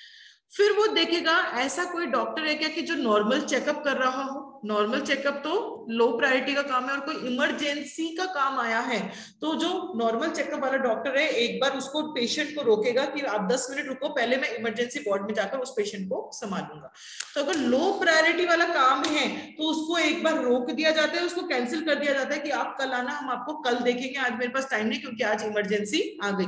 और जो हाई प्रायोरिटी वाला काम है उसको पहले हैंडल किया जाता है। That is known as resource balancing. तो ग्रिड कंप्यूटिंग में रिसोर्सेज को ऑप्टिमम बेस्ट तरीके से यूटिलाइज किया जाता है। अगर ग्रिड सॉफ्टवेयर पे कोई एकदम से अनएक्सपेक्टेड पीक आ गया तो सबसे पहले वो काम आइडल मशीन को देंगे। आइडल मशीन, अगर सारी मशीन्स ऑलरेडी फुली ऑक्यूपाइड हैं, फुली यूटिलाइज्ड हैं, तो फिर चेक किया जाता है कि कोई ऐसा काम है क्या जो कम प्रायोरिटी का, नए काम से कम प्रायोरिटी का। अगर कम प्रायोरिटी का है काम तो उस कम प्रायोरिटी वाले काम को या तो कैंसिल कर देते हैं या एक बार थोड़ी देर के लिए रोक देते हैं, और हाई प्रायोरिटी वाले काम के लिए पहले रिसोर्सेज को अवेलेबल करवा देते हैं। समझ में आया? क्लियर है बच्चों? Resource balancing. नेक्स्ट आपका पॉइंट है that is parallel CPU capacity.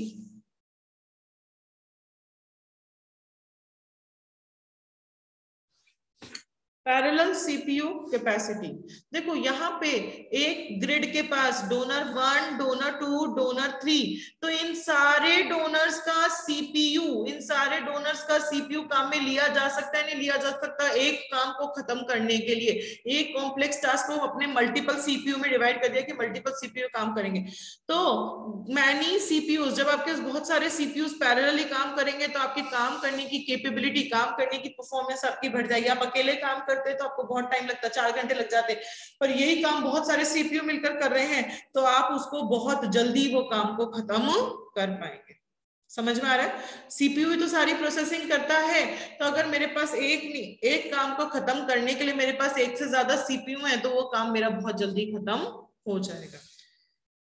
Next है benefit that is virtual resource and virtual organisation for collaboration. इसमें एक लाइन लिख लो, donors machines are not required, donors machines are not required to be sent physically, donors machine are not required to be sent physically.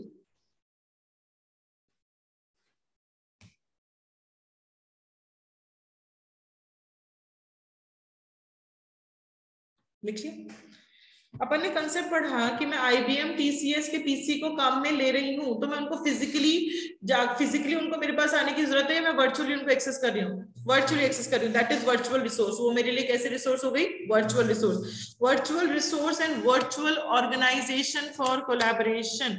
ये grid computing एक ऐसा environment देता है जहां कोलैबोरेशन होना चाहिए अमंग द वाइडर ऑडियंस। बहुत सारे डोनर्स हैं, बहुत सारे लोग हैं, कोई तो IBM के, कोई TCS के, कोई पर्सनल कंप्यूटर भी अपनी सर्विस पे दे रहा होगा ग्रिड की, तो बहुत सारे जो ऑडियंस है उनके बीच में क्या होना चाहिए? कोलैबोरेशन, सब मिलजुल कर काम करें तभी काम हो पाएगा, नहीं तो नहीं हो पाएगा। Users of the grid can be organized dynamically into number of virtual organizations, each with different policy requirement. जो यूजर है, साइंटिस्ट है, वो डायनेमिकली मतलब बहुत सारी ऑर्गेनाइजेशन से जुड़ जाता है। एक साइंटिस्ट ने काम दिया ग्रिड को, ग्रिड ने काम दिया D1, D2, D3, बहुत सारी ऑर्गेनाइजेशन है, ये है TCS, ये है आपकी IBM, ये कंपनी आपकी इन्फोसिस। तो यूजर वर्चुअली इतनी सारी ऑर्गेनाइजेशन से जुड़ गया अपना काम खत्म करवाने के लिए, और हर एक ऑर्गेनाइजेशन की अपनी अपनी पॉलिसी अलग अलग होती है। सारी ऑर्गेनाइजेशन अलग है, TCS अलग है, IBM अलग है, इन्फोसिस अलग है। ये जो वर्चुअल ऑर्गेनाइजेशंस होती हैं ये शेयर कर सकती हैं अपने डेटा को, अपनी डिवाइसेस को, सॉफ्टवेयर को, लाइसेंस को, सारी चीजें ये लोग शेयर कर सकती हैं। मैंने बताया शेयर्ड पूल ऑफ रिसोर्सेज, सब लोग अपनी सारी रिसोर्सेज को शेयर कर सकती हैं। These resources are virtualized to give them more uniform interoperability among heterogeneous grid participants. ये जो ग्रिड के पार्टिसिपेंट्स हैं TCS, IBM, इन्फोसिस, ये सब हेट्रोजीनियस है या होमोजीनियस है? हेट्रोजीनियस, सब अलग अलग, सबकी रिक्वायरमेंट अलग, पॉलिसी अलग, सबका काम करने का तरीका अलग, सबके कंप्यूटर्स अलग अलग स्पेसिफिकेशन के कंप्यूटर्स हैं, सब कुछ अलग अलग है। तो जितने हेट्रोजीनियस पार्टिसिपेंट्स हैं उनमें यूनिफॉर्म इंट्रोपरेबिलिटी बनाना, यूनिफॉर्म सब लोग सेम तरीके से काम कर रहे हैं, सब लोग इतने घंटे में ये काम पूरा ग्रिड को कर दे रहे हैं, सब लोग ग्रिड के लिए काम कर रहे हैं, सब लोग कोऑपरेट कर काम कर रहे हैं। ये काम भी मैनेज करना होता है, इसके अंदर यहाँ पे होता है। और जो पार्टिसिपेंट्स और जो यूजर्स हैं वो रियल भी हो सकते हैं और वो वर्चुअल ऑर्गेनाइजेशंस के भी हो सकते हैं। The grid can help in enforcing security rules among them and implement policies which can resolve priorities for both resources and users. Grid के अंदर सिक्योरिटी रूल्स हो सकते हैं कि आप लोगों को अगर डोनर 1 को जब अपना काम खत्म कर वो भेजेगा तो फायरवॉल के थ्रू ही भेजेगा, मतलब कोई उसके अंदर वायरस नहीं होना चाहिए, उसने ऐसा कुछ लगा रखा है। तो सिक्योरिटी रूल, ग्रिड अपना रूल लगा सकता है कि ये सिक्योरिटी आपको सब लोगों को पास करनी पड़ेगी, इस सिक्योरिटी के थ्रू ही काम होगा, ताकि कोई प्रायोरिटी का कोई भी इश्यू नहीं आए, कि ऐसा नहीं होना चाहिए कि इस काम की ज्यादा प्रायोरिटी है, इस काम की कम प्रायोरिटी है, या ये रिसोर्स पहले मिलना चाहिए, या डोनर 1 कहता है मुझे ये वाला रिसोर्स पहले दो, डोनर 2 कहता है मुझे मुझे पहले दो, ऐसा कोई इशू नहीं है। इसके लिए सिक्योरिटी और पॉलिसी होनी चाहिए। तो ये होता है आपका virtual resource and virtual organisation for collaboration. मतलब इसका मतलब क्या हो गया कि यहाँ पे जितनी भी रिसोर्सेज हैं अलग अलग ऑर्गेनाइजेशन की, और जितनी भी ऑर्गेनाइजेशन सब लोग कोलैबोरेट कर मिलजुल कर ग्रिड के अंदर काम करती है, तभी ग्रिड में काम हो सकता है। ये जितनी भी ऑर्गेनाइजेशंस हैं इनकी सबकी रिसोर्सेज अलग, सबकी पॉलिसी अलग, सब हेट्रोजीनियस है, सब कुछ अलग है इनका, फिर भी ये लोग कोलैबोरेट कर अगर काम करेंगे, यूनिफॉर्म तरीके से काम करेंगे, तो ग्रिड का काम आसान हो जाएगा। नेक्स्ट बेनिफिट है यहाँ पे, that is access to additional resources. Access to additional resources मतलब यहाँ पे जितने भी डोनर्स हैं उनका आप रैम काम में ले सकते हो अपना काम खत्म करवाने के लिए, उनका अपन प्रोसेसर काम में ले रहे हैं अपना काम खत्म करवाने के लिए। ये रिसोर्सेज के अलावा भी एडिशनल रिसोर्स को भी एक्सेस कर सकते हो, जैसे कि इंटरनेट बैंडविड्थ। इंटरनेट बैंडविड्थ जो डोनर्स हैं, जो कंप्यूटर्स हैं जो अपनी ग्रिड की सर्विसेज दे रहे हैं, उन कंप्यूटर्स का इंटरनेट बैंडविड्थ भी एक्सेस किया जा सकता है। इंटरनेट बैंडविड्थ मतलब इंटरनेट पे जो इंटरनेट पे एक्सेस करने की जो स्पीड आपकी होती है वो भी आप इनका एक्सेस कर सकते हो। फॉर एग्जाम्पल, अगर मैंने सिर्फ डोनर 1 को कह दिया कि आप मुझे इंटरनेट पे, पूरे इंटरनेट पे सर्च करके बताओ कि मेरी ऑर्गेनाइजेशन के बारे में लोग क्या क्या कहते हैं। अब अगर अकेला बंदा सर्च करेगा तो एफबी पे उसको सर्च करना है, सपोज इंस्टा पे सर्च करना है, उसको ट्विटर पे सर्च करना है कि आपके बारे में लोग क्या क्या कहाँ कहते हैं। एफबी पे कौन क्या कहता है, इंस्टा पे क्या कहता है, ट्विटर पे क्या कहता है, और गूगल पे आपके बारे में क्या इन्फॉर्मेशन आती है, और यूट्यूब पे आपके बारे में किसने क्या क्या वीडियो बना के भेजे। ये जब अकेला डोनर ये सारी चीजें सर्च करेगा, तो सपोज अकेले डोनर को लग रहे हैं 2 घंटे लग रहे हैं। यही काम इंटरनेट बैंडविड्थ, इंटरनेट की एक्सेस करने की फैसिलिटी, यही काम अगर आपका बट जाए, सब लोग अपनी सर्विसेज को भी रिसोर्सेज को भी शेयर कर पा रहे। डोनर 1 ने कहा कि मैं ना ट्विटर और इंस्टाग्राम पे मैं देखता हूं। डोनर 2 ने कहा कि एफबी और गूगल पे मैं सर्च करता हूं, और डोनर 3 ने कहा कि यूट्यूब पे मैं सर्च करता हूं कि आपके ऑर्गेनाइजेशन के बारे में किसने क्या लिखा है। जब 3 लोग मिलकर काम कर रहे हैं तो यही काम मेरा आधे घंटे में पूरा हो रहा है, और जो काम पहले 2 घंटे में पूरा हो रहा था, अब यही काम किस में हो रहा है, आधे घंटे में पूरा हो रहा है। तो इसमें क्या हुआ कि आप इंटरनेट को जो एक्सेस करने की कैपेबिलिटी होती है वो भी रिसोर्सेज को आप लोग शेयर कर सकते हैं।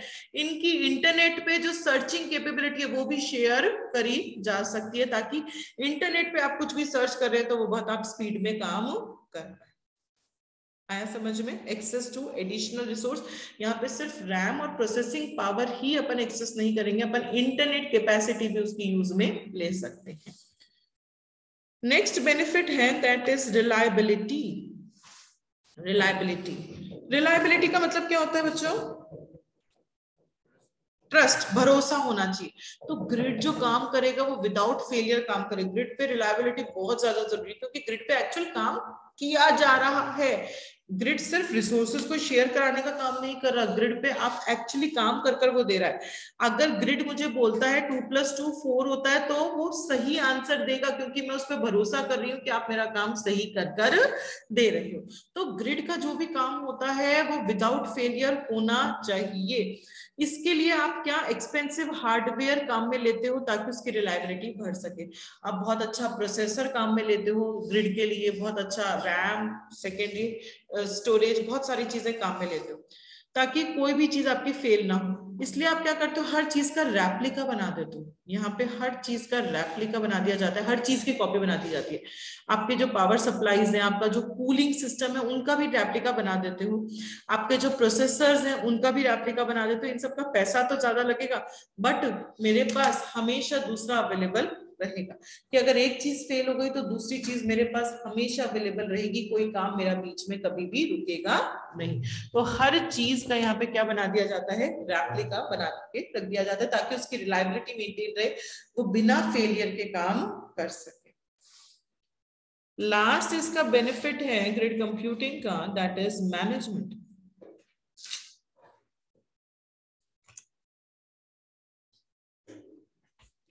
हाँ जी, लास्ट बेनिफिट है मैनेजमेंट।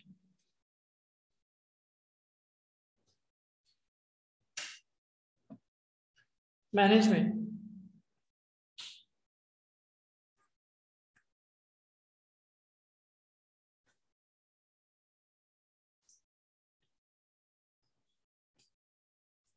इसके लिए एक दो लाइनें लिखो मैनेजमेंट के लिए।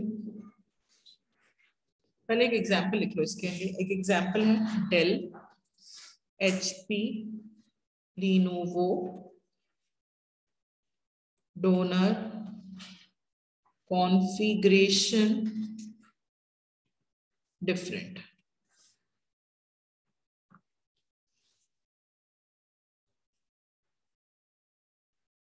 अब एक लाइन लिखो, although donors are not having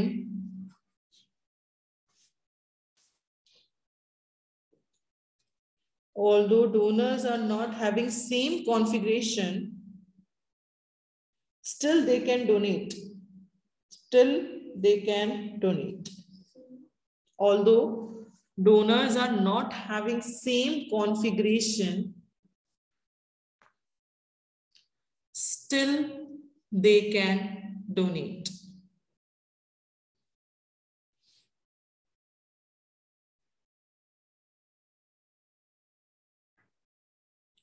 देखो, जैसे कि अपन ने अगर IBM से भी मैं डोनर ले रही हूँ तो IBM के अलग अलग कंप्यूटर्स हैं। IBM के कुछ लैपटॉप्स हैं, डेल के कुछ हैं, HP के कुछ हैं, लिनोवो के। अब HP का कॉन्फ़िगरेशन अलग होता है डेल से, HP का कॉन्फ़िगरेशन अलग होता है लिनोवो से। सबकी हार्ड डिस्क अलग, सबकी रैम अलग, सबके अंदर प्रोसेसर भी क्या पता किसी के अंदर i3 हो, किसी के अंदर i5 हो, किसी के अंदर i7 हो, सबका अलग अलग हो सकता है। तो जितने भी डोनर्स हैं, जरूरी नहीं है कि एक ग्रिड पे जितने भी डोनर्स हैं सबका कॉन्फ़िगरेशन सेम होना, बिल्कुल भी जरूरी नहीं है। डोनर्स का अलग अलग कॉन्फ़िगरेशन हो सकता है कि कोई तो 2 GB वाला रैम वाला डोनर है, कोई 4 GB रैम वाला डोनर है, कोई 8 GB रैम वाला डोनर भी हो सकता है। सारे डोनर्स अलग अलग कॉन्फ़िगरेशन के हो सकते हैं, फिर भी वो हर चीज अपनी एक दूसरे को डोनेट कर सकते हैं, फिर भी वो ग्रिड से जुड़े हुए रह सकते हैं। उन अलग अलग डोनर्स को मैनेज करना, उसको क्या बोला जाता है? मैनेजमेंट कहा जाता है। The goal to virtualize the resources on grid and more uniformly handle heterogeneous systems create new opportunities to better manage a larger more distributed IT infrastructure. Management यहाँ पे अपना एम क्या होता है? हमारा एम क्या होता है कि जितनी भी हेट्रोजीनियस सिस्टम्स हैं, HP, लिनोवो, डेल, सब अलग अलग सिस्टम्स हैं, उनको आप हैंडल कर रहे हो यूनिफॉर्मली, सबको सेम तरीके से हैंडल कर रहे हो, ताकि आप बेटर तरीके से आपका IT इंफ्रास्ट्रक्चर, जो ग्रिड का सॉफ्टवेयर है, ग्रिड का जो काम है, उसको बेटर तरीके से काम को खत्म करवा सको। मेन गोल यही होता है मैनेजमेंट का। The grid offers management of priorities, management of priorities among different projects. किस किस चीज का मैनेजमेंट होगा ग्रिड के अंदर? मैनेजमेंट ऑफ प्रायोरिटी, कि उसके पास एक ग्रिड के पास अगर प्रोजेक्ट 1, प्रोजेक्ट 2, प्रोजेक्ट 3, 3 प्रोजेक्ट आ रहे हैं, तो कौन सा प्रोजेक्ट की प्रायोरिटी ज्यादा है, कौन से प्रोजेक्ट की प्रायोरिटी कम है, इसको भी मैनेज करने का काम किसका है? ग्रिड सॉफ्टवेयर का है, कि किस प्रोजेक्ट की कितनी प्रायोरिटी आ रही है। Aggregation utilization data over a larger set of projects can Aggregation utilization of data over a larger set of projects can enhance an organization's ability to project future upgrade needs. मतलब जब aggregation utilisation, जब सब लोग मिलकर उस data को utilise कर रहे हैं, तो ग्रिड सॉफ्टवेयर ये भी पता लगाएगा, ये भी उसका काम है, ये भी देखना कि फ्यूचर में मुझे और कितना चाहिए। सारे सब लोगों ने अपना अपना स्टोरेज दे दिया, जितने भी डोनर्स थे, तो सबका स्टोरेज मिलाकर टोटल कितना स्टोरेज आ गया? 120 GB टोटल स्टोरेज आ गया, जितने भी डोनर्स थे। सपोज इस 120 GB में से 110 GB तो ऑलरेडी ऑक्यूपाइड है, मेरे पास सिर्फ फ्री कितना है? 10 GB फ्री है। तो ये भी एनालाइज कर पाएगा ग्रिड सॉफ्टवेयर कि मुझे आने वाले टाइम पे मेरे साथ और कस्टमर्स जुड़ेंगे, मेरे साथ और लोगों की रिक्वायरमेंट आएगी, तो मुझे और मेमोरी की जरूरत है, मुझे और डोनर की जरूरत है, ताकि मेरे पास और स्टोरेज कैपेसिटी हो। तो फ्यूचर में आपको किस चीज को कितना और अपडेट करना पड़ेगा? 10 की जगह फ्यूचर में मेरे पास 100 GB और मेरे पास स्टोरेज स्पेस होना चाहिए। तो फ्यूचर अपग्रेडेशन जो नीड्स होती हैं, वो भी आप यहाँ पे आसानी से एनालाइज कर सकते हो। ये भी मैनेजमेंट का ही काम होता है, ग्रिड सॉफ्टवेयर को ये भी मैनेज करना पड़ता है। When maintenance is required, कब किसको मेंटेनेंस चाहिए? Grid work can be rerouted to other machines without crippling the project. अगर मेंटेनेंस चाहिए, D1 डोनर 1 को मेंटेनेंस का काम चल रहा है तो इसका काम अपन किसको दे देते हैं, डोनर 2 को दे देते हैं। उसका काम बिना रोके ग्रिड सॉफ्टवेयर उसका काम किसको दे देता है, डोनर 2 को दे देता है। तो मेंटेनेंस के अंदर वो क्या क्या करता है, सबसे पहले तो प्रोजेक्ट की प्रायोरिटी को मेंटेन करेगा। सेकंड, जब सारा डेटा एग्रीगेटेड इकट्ठा हो गया तो वो ये देख सकता है कि फ्यूचर में मुझे और कितना अपडेट करना पड़ेगा, इस चीज को मेंटेन करने का काम किसका, मैनेज करने का काम किसका है, ग्रिड सॉफ्टवेयर का। एंड अगर कोई सॉफ्टवेयर कोई डोनर में मेंटेनेंस चल रहा है, जैसे अपन ने बात की थी रोटी बनाने की, तो 2 लोग रोटी बेलने वाले लोग थे, 2 लोग थे जो रोटी बेल रहे थे, उसमें से एक के हाथों में दर्द हो गया तो उसका काम मैंने किसी और पर्सन को दे दिया, किसी और डोनर को दे दिया कि आप उसकी जगह रोटी बेल दो। प्रोजेक्ट का काम रुकना नहीं चाहिए, यूजर का काम रुकना नहीं चाहिए, उसका काम अपन किसी और डोनर को दे देते हैं। तो मैनेजमेंट में 3 चीजें, एक तो प्रोजेक्ट की प्रायोरिटी और फ्यूचर अपग्रेडेशन नीड्स पता चल जाएंगी, एंड अगर कोई मेंटेनेंस चल रहा है तो उसका काम कहीं और ट्रांसफर करना, वर्कलोड को मूवमेंट करना, ये 3 चीजें मैनेजमेंट में आती है। 3 चीजें मैनेज करनी पड़ती है ग्रिड सॉफ्टवेयर को। क्या क्या मैनेज करना है बच्चों, वापस बोलो। एक तो प्रोजेक्ट की प्रायोरिटी और एक फ्यूचर अपग्रेडेशन नीड्स और एक वर्कलोड मूवमेंट, काम को ट्रांसफर करना कि अगर किसी का मेंटेनेंस चल रहा है तो उस काम को किसी और डोनर को दे देंगे, उस प्रोजेक्ट को रोके बिना किसी और को वो काम दे देंगे। ये होता है मैनेजमेंट। ये सारे क्या थे, बेनिफिट्स ऑफ ग्रिड कंप्यूटिंग। क्या अपन ने इसकी एमटी पढ़ी, you and we are virtual, sorry you are virtual and parallel resource, that's why I rely on your management. You are parallel and virtual resource, that's why I rely on your management. वापस बोलो, you are virtual and parallel resource, that's why I rely on your management. वापस बोलो, you are virtual and parallel resource, that's why I rely on your management. You are parallel and virtual resource, that's why I rely on your management. U stands for making use of underutilized resources. तो जो बड़ी बड़ी organisations होती हैं उनके पास बहुत सारे computers, बहुत सारे सर्वर्स अंडरयूटिलाइज पड़े होते हैं, आइडल पड़े होते हैं, उनको ग्रिड सॉफ्टवेयर में बहुत सारा यूज में लिया जा सकता है। आप लोग यहाँ पे एग्जाम्पल लिख सकते हो कि सैटरडे संडे, आपको समझ में आ जाएगा, ये पढ़ते ही समझ में आ जाएगा कि अंडरयूटिलाइज रिसोर्सेज किसको कह रहे हैं यहाँ पर। जो मशीन खाली है उसको यूज में लिया जा सकता है, जो स्टोरेज खाली है उसको अपन काम में ले सकते हैं, उससे हमारी परफॉर्मेंस और हमारी रिलायबिलिटी को हम बढ़ा सकते हैं। देन रिसोर्स बैलेंसिंग, रिसोर्स मतलब यहाँ पे ऑप्टिमम यूटिलाइजेशन ऑफ रिसोर्सेज होता है। अगर कोई अनएक्सपेक्टेड पीक आ गया, एकदम से काम आ गया, तो सबसे पहले तो काम किसको देंगे, आइडल को, जो खाली है उसको दे देंगे। अगर कोई भी खाली नहीं है, सब लोग बिजी हैं, तो क्या करेंगे, जो लो प्रायोरिटी वाला है उसको तो रोक देंगे या कैंसिल कर देंगे और हाई प्रायोरिटी वाले के लिए जगह बना देंगे, उसको काम रिसोर्सेज दे देंगे। नेक्स्ट है पैरेलल सीपीयू कैपेसिटी। जब बहुत सारे प्रोसेसर मिलकर काम करेंगे तो वो काम आपका बहुत ज्यादा फास्ट स्पीड से काम पूरा हो जाएगा। नेक्स्ट है आपका virtual resource and virtual organisation for collaboration. यहाँ पे बहुत सारे पार्टिसिपेंट्स होते हैं, सब लोग हेट्रोजीनियस हैं, सबकी पॉलिसी अलग, सबका काम करने का तरीका अलग, सब लोग एक दूसरे के साथ सारी चीजें शेयर कर सकते हैं, चाहे वो डेटा हो, चाहे वो स्टोरेज हो, चाहे वो डेटाबेस हो, और उन सब में कोलैबोरेशन होना बहुत जरूरी है। उन सब में सब लोग कोलैबोरेटेड होकर काम करते हैं। यहाँ पे सिक्योरिटी रूल्स भी होते हैं ताकि कोई प्रायोरिटी की प्रॉब्लम ना आए। नेक्स्ट है एक्सेस टू एडिशनल रिसोर्सेज। सिर्फ रैम और प्रोसेसर एक्सेस नहीं कर सकते हम, उसका इंटरनेट बैंडविड्थ, इंटरनेट को एक्सेस करने की जो स्पीड है वो भी हम एक्सेस कर सकते हैं। अगर एक्सेस करो तो इंटरनेट पे जो सर्चिंग है वो बहुत फास्ट हो जाएगी। देन नेक्स्ट है आपका रिलायबिलिटी। ग्रिड का काम हमेशा बिना फेलियर के होना चाहिए, क्योंकि यहाँ एक्चुअल काम परफॉर्म किया जा रहा है। उसके लिए आप बहुत महंगे महंगे हार्डवेयर खरीदते हो, उसके लिए आप हर चीज का डुप्लीकेट वर्जन रखते हो, चाहे वो प्रोसेसर हो, चाहे वो कूलिंग सिस्टम हो, चाहे वो पावर सप्लाईज हो, इलेक्ट्रिसिटी सप्लाई यहाँ से नहीं आ रही तो दूसरे कनेक्शन से सप्लाई देंगे। हर चीज का अपन डबल कॉपी रखते हैं तो वो कॉपी महंगी तो बहुत पड़ेगी, बट हमेशा मेरे पास अवेलेबल रहेगा, रिलायबल रह सकते हैं। Then management, main aim, grid का मेन एम क्या होता है कि जितने भी हेट्रोजीनियस पार्टिसिपेंट्स हैं उनको मैनेज करना, उन सबको मैनेज करना सेम तरीके से, ये उसका मेन एम होता है। मैनेजमेंट 3 चीजों का होता है, क्या क्या, पहला प्रोजेक्ट की प्रायोरिटी डिसाइड करने, उसको मैनेज करना। फ्यूचर अपडेशन, सारा डेटा एक जगह इकट्ठा होगा, उससे मुझे पता चल जाएगा फ्यूचर में मुझे और कितना अपडेट करना है। एंड मेंटेनेंस, अगर आपका मेंटेनेंस चल रहा है तो काम को रीराउट करना, किसी कहीं पे और भेजना। तो ये आपका 3 मैनेजमेंट का काम होता है, ग्रिड सॉफ्टवेयर का 3 ये काम होते हैं। तो वापस इसके एम्प्टी बोलो, you are parallel and virtual resource, that's why I rely on your management. U stands for making underutilised resources, making use of underutilised resources. U R मतलब resource balancing. Then you are virtual, virtual मतलब virtual resource and virtual organisation for collaboration. जितनी भी resources और जितनी भी organisation, सब लोग collaborate कर रहे हैं सबको। पैरेलल, पैरेलल मतलब parallel CPU capacity, that's why I rely, rely मतलब रिलायबिलिटी, एंड मैनेजमेंट, मैनेजमेंट। ठीक है, तो वापस इसके एमटी बोलो, you are parallel and virtual source on your management. Very good बच्चों, कुछ कुछ चीजें मैं लिखती हूँ, थोड़ा थोड़ा लिखा करो बुक में।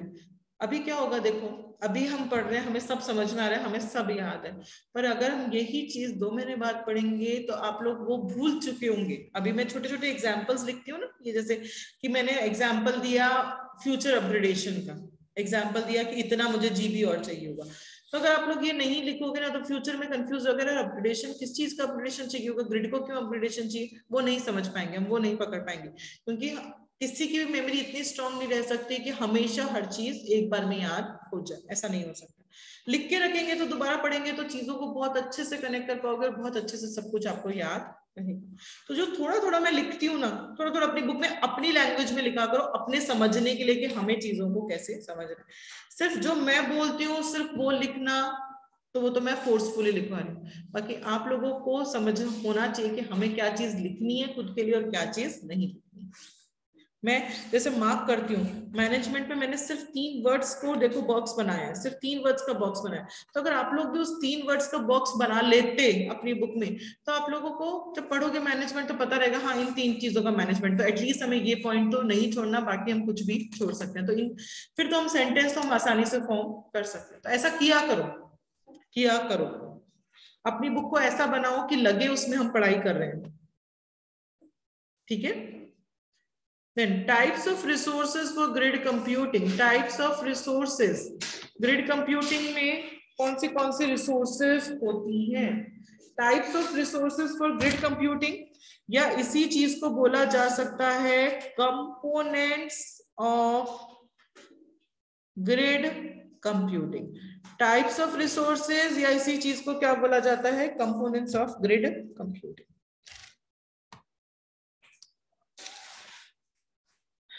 इसके लिए मैं एक डायग्राम टाइप्स बना रही हूँ एमटी के लिए, वैसे एमटी नहीं है इसकी कोई, पर एक डायग्राम से आप लोग थोड़ा समझ पाएंगे कि क्या क्या रिसोर्सेज ग्रिड कंप्यूटिंग में लगते हैं। ये बना लेना आप लोग। यूजर काम देता है अपना ग्रिड सॉफ्टवेयर को, वो ग्रिड सॉफ्टवेयर काम देता है डोनर्स को। अब यूजर एक कंपोनेंट हो गया, ये ग्रिड सॉफ्टवेयर जो है वो एक ग्रिड सॉफ्टवेयर एक कंपोनेंट हो गया। जो कंपोनेंट्स है वो मैं अलग लिख देती हूँ। ये डायग्राम बनाना है जो मैंने बना दिया। एक आपका कंपोनेंट हो जाएगा यूजर, एक आपका कंपोनेंट हो जाएगा सॉफ्टवेयर। सॉफ्टवेयर और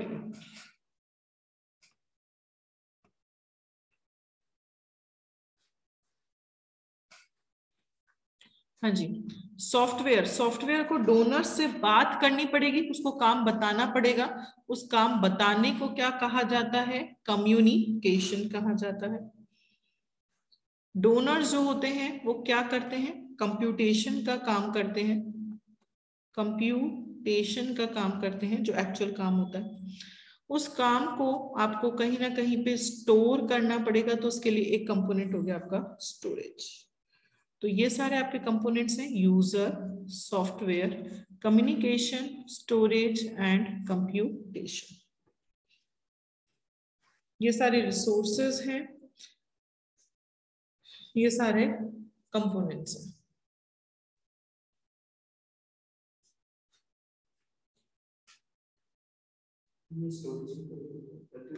कंप्यूटेशन।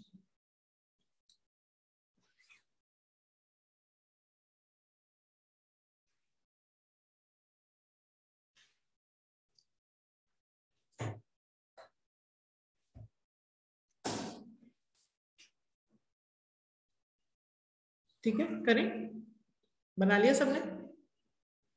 ये एम्प्टी की जैसे याद रखना है diagram. Types of resources for grid computing है, इसी को कंपोनेंट्स ऑफ ग्रिड कंप्यूटिंग भी बोला जा सकता है। ग्रिड, ग्रिड क्या होता है? बहुत सारी मशीन्स का कलेक्शन, कुछ nodes, resources, members, donors, client, ये सब मिलकर ग्रिड पे काम करते हैं। ठीक है, अब क्या क्या रिसोर्सेज हैं? क्या क्या रिसोर्सेज हैं? पहला है आपका कंप्यूटेशन। कंप्यूटेशन मतलब जो एक्चुअली काम परफॉर्म किया जाता है उसको क्या कहा जाता है? कंप्यूटेशन। जो प्रोसेसर जो काम करता है, जो एक्चुअल में जो काम किया जाता है, एक्चुअल जो काम होता है, उसी को क्या कहा जाता है? कंप्यूटेशन कहा जाता है। ये कंप्यूटेशन मोस्ट कॉमन रिसोर्स है। बिना कंप्यूटेशन के तो ग्रिड सॉफ्टवेयर करेगा क्या? काम तो सबको कर कर ही देना है। यहाँ पे सीपीयू, सीपीयू होता है क्योंकि एक्चुअल काम कौन करेगा? आपका सीपीयू करेगा। जितनी भी उसको रिक्वेस्ट आ रही है उस सबको प्रोसेस करने का काम किसका है? सीपीयू का। काम करने के तीन तरीके, काम करने के तीन तरीके, क्या क्या तरीका है देखो।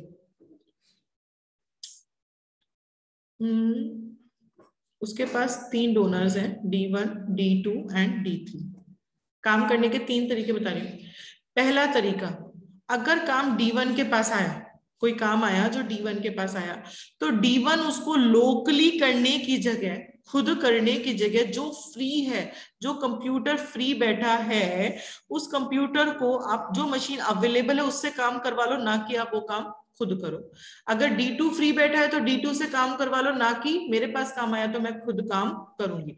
जैसे कि अगर, जैसे जो रोटी बनाने वाला एग्जांपल लिया था, अगर रोटी बनाने का काम, जो रोटी बना रही है उसी के पास कोई काम आया कि आपको चलो रोटी को घी भी लगाना है, ये काम उसके पास आ गया, वो इतना बर्डन ले से अच्छा है दो बंदे वहां फ्री बैठे हैं, वो कोई काम नहीं करते, उनको बोल देंगे अरे भाई तुम छोड़ दो इस रोटी को, तुम घी लगा दो। तो खुद करने की जगह जो फ्री है उसको काम दे दिया, पहला तरीका। दूसरा तरीका क्या होता है? उस काम को आपने स्प्लिट कर दिया, स्प्लिट कर दिया, स्प्लिट कर दिया, काम को बांट दिया, जो ग्रिड कंप्यूटिंग में अपन करते हैं कि मैंने काम को बांट दिया। एक हो गया काम एडिशन का, एक हो गया सब्ट्रैक्शन का, एक हो गया मल्टीप्लिकेशन का, एक काम हो गया डिवीजन का। और ये चार अलग अलग लोगों को मैंने ये चार काम बांट कर दे दिया, तो वो काम मेरा जल्दी होगा। एक तो मैं अकेली ये चारों काम करूं, एक उस काम को मैंने चार भागों में, चार पार्ट्स में बांटकर चार लोगों को दे दिया, स्प्लिट कर दिया, अलग अलग प्रोसेसर से अलग अलग काम करवा दिया। तीसरा तरीका D1, D2 और D3, ये तीनों पूरा काम कर रहे हैं, एडिशन का, सब्ट्रैक्शन का, मल्टीप्लिकेशन का, डिवीजन का, एडिशन का, सब्ट्रैक्शन का, मल्टीप्लिकेशन का, डिवीजन का, एडिशन का, सब्ट्रैक्शन का, मल्टीप्लिकेशन का, डिवीजन का। मतलब कई बार नहीं होता, जैसे स्कूल में बचपन में पनिशमेंट मिलता था कि अपन ने कोई स्पेलिंग गलत लिख दी, सपोज हेलो की स्पेलिंग है, मैंने गलत लिख दी, तो मैम ने मुझे पनिशमेंट दिया कि आपको ये स्पेलिंग 50 बार लिखनी है। कितनी बार? 50 टाइम्स लिखनी है। मैं अकेली अगर वो 50 टाइम लिखूंगी तो मुझे समय ज्यादा लगेगा, और अगर मैंने 50 लोगों को कह दिया कि भाई तुम मेरे बिहाफ में एक एक बार सब लोग लिख दो, तो उस चीज को काम खत्म करने में समय कम लगेगा। तो यहाँ पे हर मशीन काम पूरा पूरा कर रही है, बट अगर किसी चीज को मल्टीपल टाइम्स रन करवाना है तो उस काम को मल्टीपल मशीन्स को दे दिया जाता है, ना कि खुद अकेले अपन मल्टीपल टाइम्स उसको रन करवाते हैं। तो अगर आपको किसी चीज को मेनी टाइम्स रन करवाना है तो उस काम को आप मेनी डिफरेंट मशीन को दे सकते हैं। तो कंप्यूटेशन मतलब जो एक्चुअल काम, जो सीपीयू काम करता है, सीपीयू क्या करता है, उसके पास जो रिक्वेस्ट आती है उसकी प्रोसेसिंग कर कर आपको सीपीयू देता है। उस काम को खत्म करने के तीन तरीके हैं। पहला कि मैं खुद करने की जगह जो फ्री है उस मशीन को काम दे दिया। सेकंड तरीका क्या है कि उस काम को मैंने मल्टीपल पार्ट्स में बांट दिया और मल्टीपल लोगों को काम दे दिया। थर्ड तरीका क्या है, अगर एक ही काम को मुझे मल्टीपल टाइम्स रन करवाना है तो उस काम को मैंने मल्टीपल मशीन्स को दे दिया ताकि वो काम मेरा जल्दी पूरा हो जाए। आया समझ में? आया समझ में बच्चों? कंप्यूटेशन मतलब सीपीयू तीन तरीके से काम कर सकता है, यहाँ पे तीन तरीके से काम करवाया जा सकता है।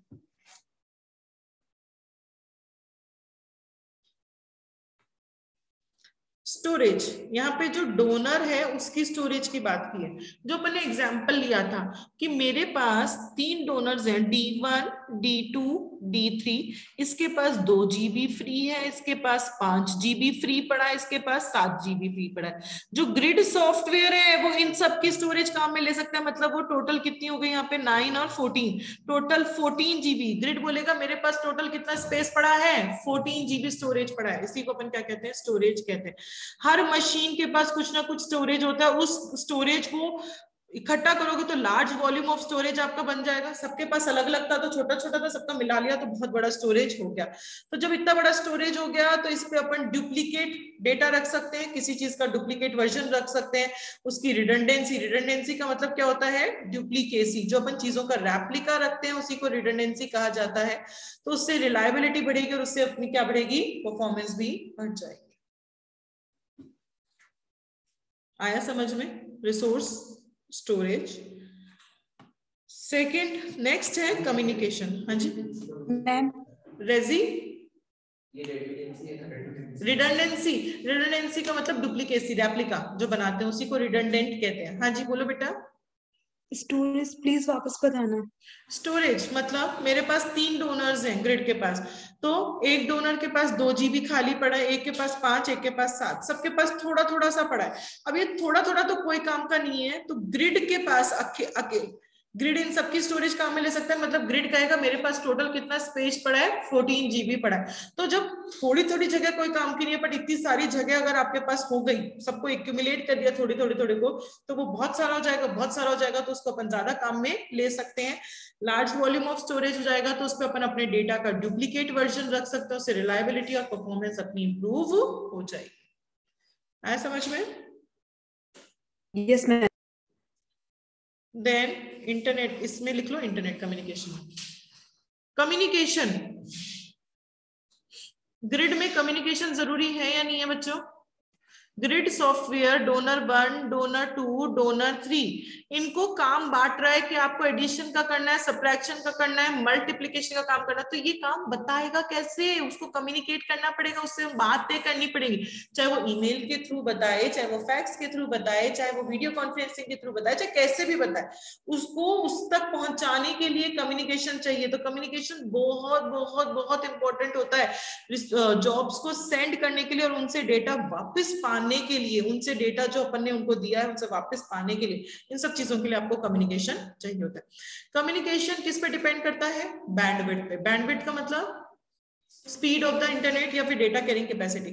अगर ग्रिड D1 से बातें कर रहा है और उसकी बैंडविड्थ बहुत कम है, उस कम्युनिकेशन की बहुत लो है, स्पीड कम है, तो वो बात अभी बोल रहा है, उसके पास पहुंच 5 मिनट बाद भी है, तो वो इतना एफिशिएंटली काम नहीं कर सकता। अगर वो एक बार में थोड़ा थोड़ा डेटा बता पा रहा है, पूरा एक साथ काम नहीं बता पा रहा, उसकी कैपेसिटी इतनी नहीं है कि वो डेटा को इतना कैरी कर सके, जो बैंडविड्थ है आपका नेटवर्क है, तो वो इतना एफिशिएंटली काम नहीं कर सकता। तो कम्युनिकेशन किस पे डिपेंड करता है? बैंडविड्थ पे। बैंडविड्थ बहुत जरूरी है। अगर आपको ग्रिड को बहुत अच्छे से काम में लेना है तो बैंडविड्थ बहुत जरूरी है। आपके पास अच्छा बैंडविड्थ, अच्छा स्पीड का नेटवर्क होना चाहिए, तब आप कम्युनिकेशन अच्छे से कर सकते हो। कम्युनिकेशन में रिडंडेंट कम्युनिकेशन पाथ्स भी होने चाहिए। रिडंडेंट मतलब डुप्लीकेट पाथ्स भी होने चाहिए। डुप्लीकेट पाथ्स का मतलब क्या होता है कि एक पाथ नहीं होना चाहिए एक जगह से दूसरी जगह पहुंचने का। अगर मुझे झुंझुनू से जयपुर जाना है, अगर यहां से यहां जाने के लिए सिर्फ एक पाथ अवेलेबल है, सिर्फ एक ही रास्ता है, अगर उस रास्ते पे कोई स्ट्राइक चल रही है, उस रास्ते पे कोई पेड़ वेड़ गिर गया, उस रास्ते पे कोई एक्सीडेंट हो गया, कुछ भी हो गया उस रास्ते पे, वो रास्ता रुक गया, तो झुंझुनू से जयपुर जाना बंद हो जाएगा।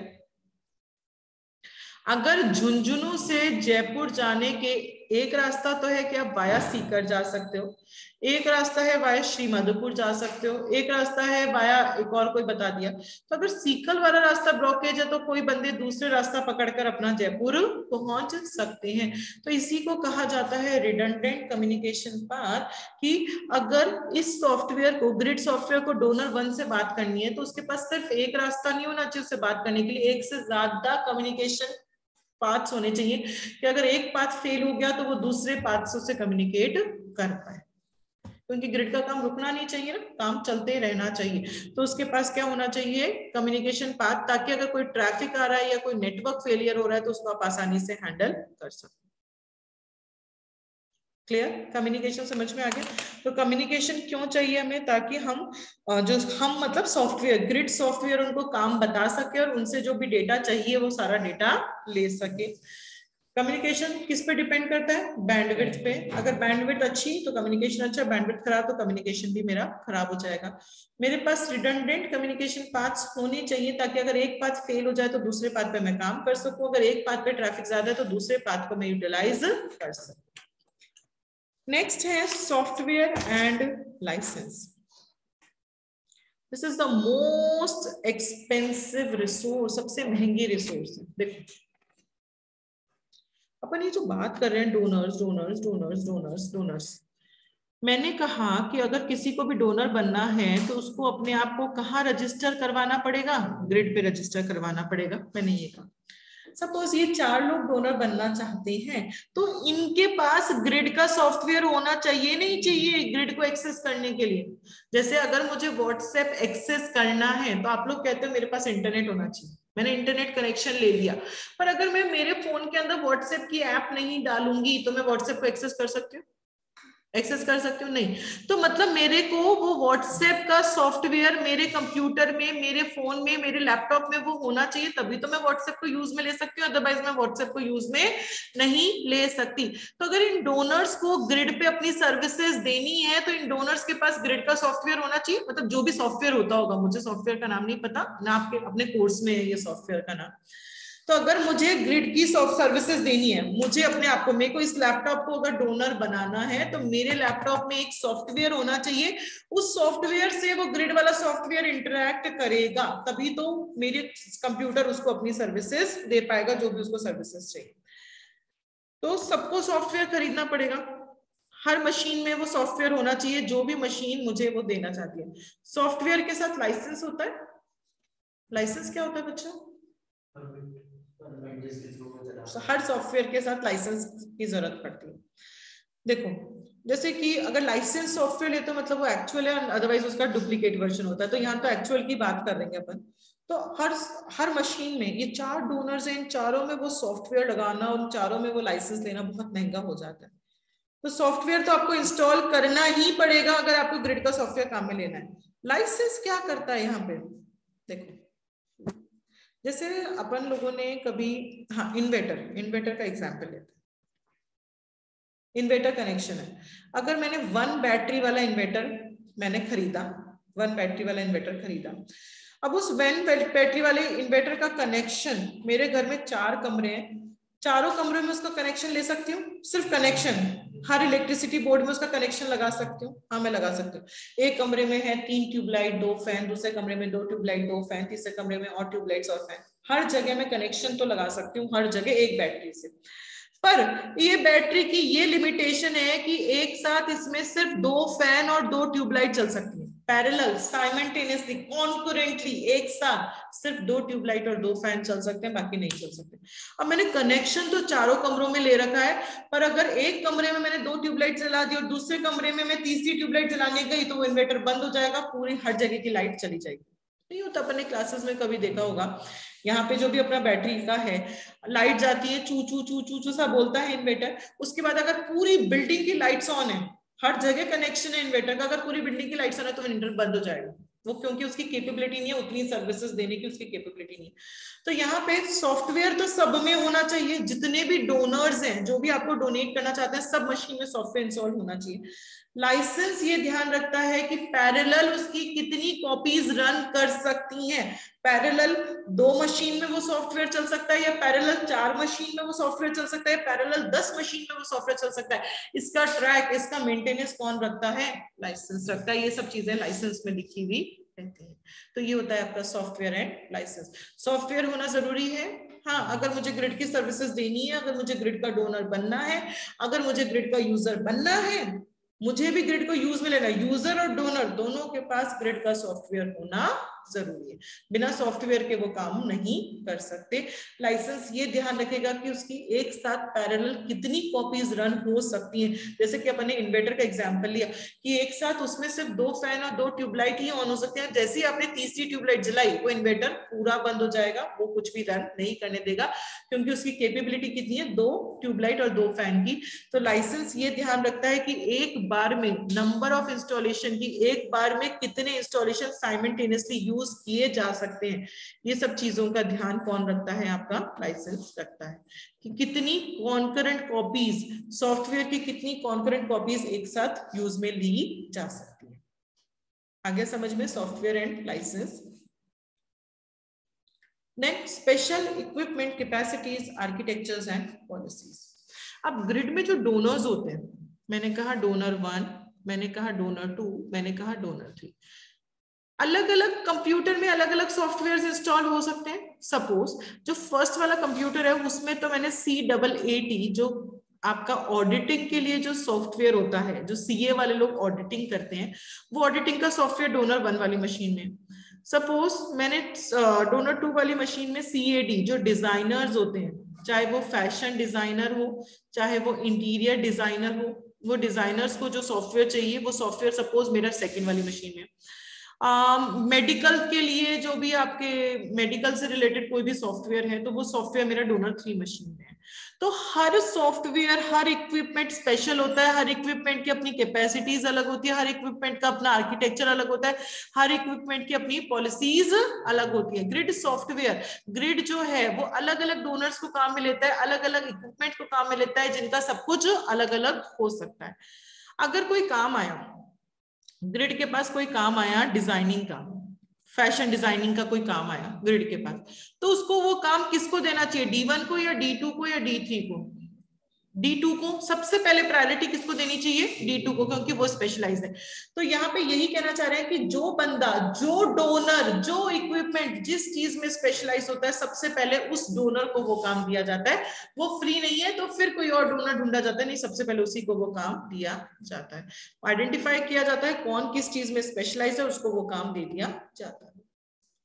समझ में आ गया? ये चाहो तो ये एग्जाम्पल आप लोग ड्रॉ कर सकते हो जो मैंने बनाया है।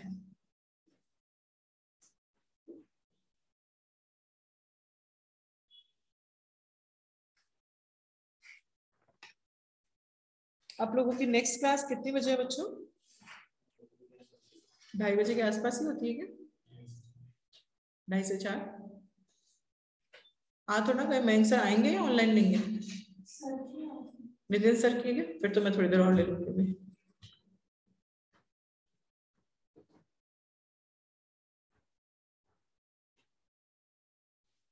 बना लिया सबने ये डायग्राम?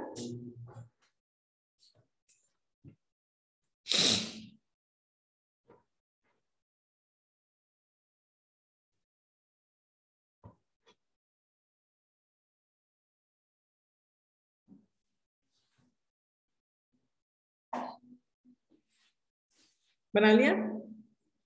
चलो रिवाइज करें, क्या क्या अपन ने रिसोर्सेज पढ़ी ग्रिड कंप्यूटिंग किया, क्या क्या types of components of grid computing पढ़ा। सबसे पहले हमने पढ़ा कंप्यूटेशन। कंप्यूटेशन कौन करता है? सीपीयू। सीपीयू को जो काम दिया जाता है उस काम को वो प्रोसेस कर देगा। काम करने के 3 तरीके हैं। पहला तरीका, खुद करने की जगह जो खाली है उसको दे दो। दूसरा करने का तरीका, स्प्लिट कर दो, काम को बांट दो। तीसरा करने का तरीका, मल्टीपल टाइम्स अगर रन करवाना है तो मल्टीपल मशीन्स को पैरेलल वो काम करने को दे दो ताकि वो काम जल्दी हो जाएगा।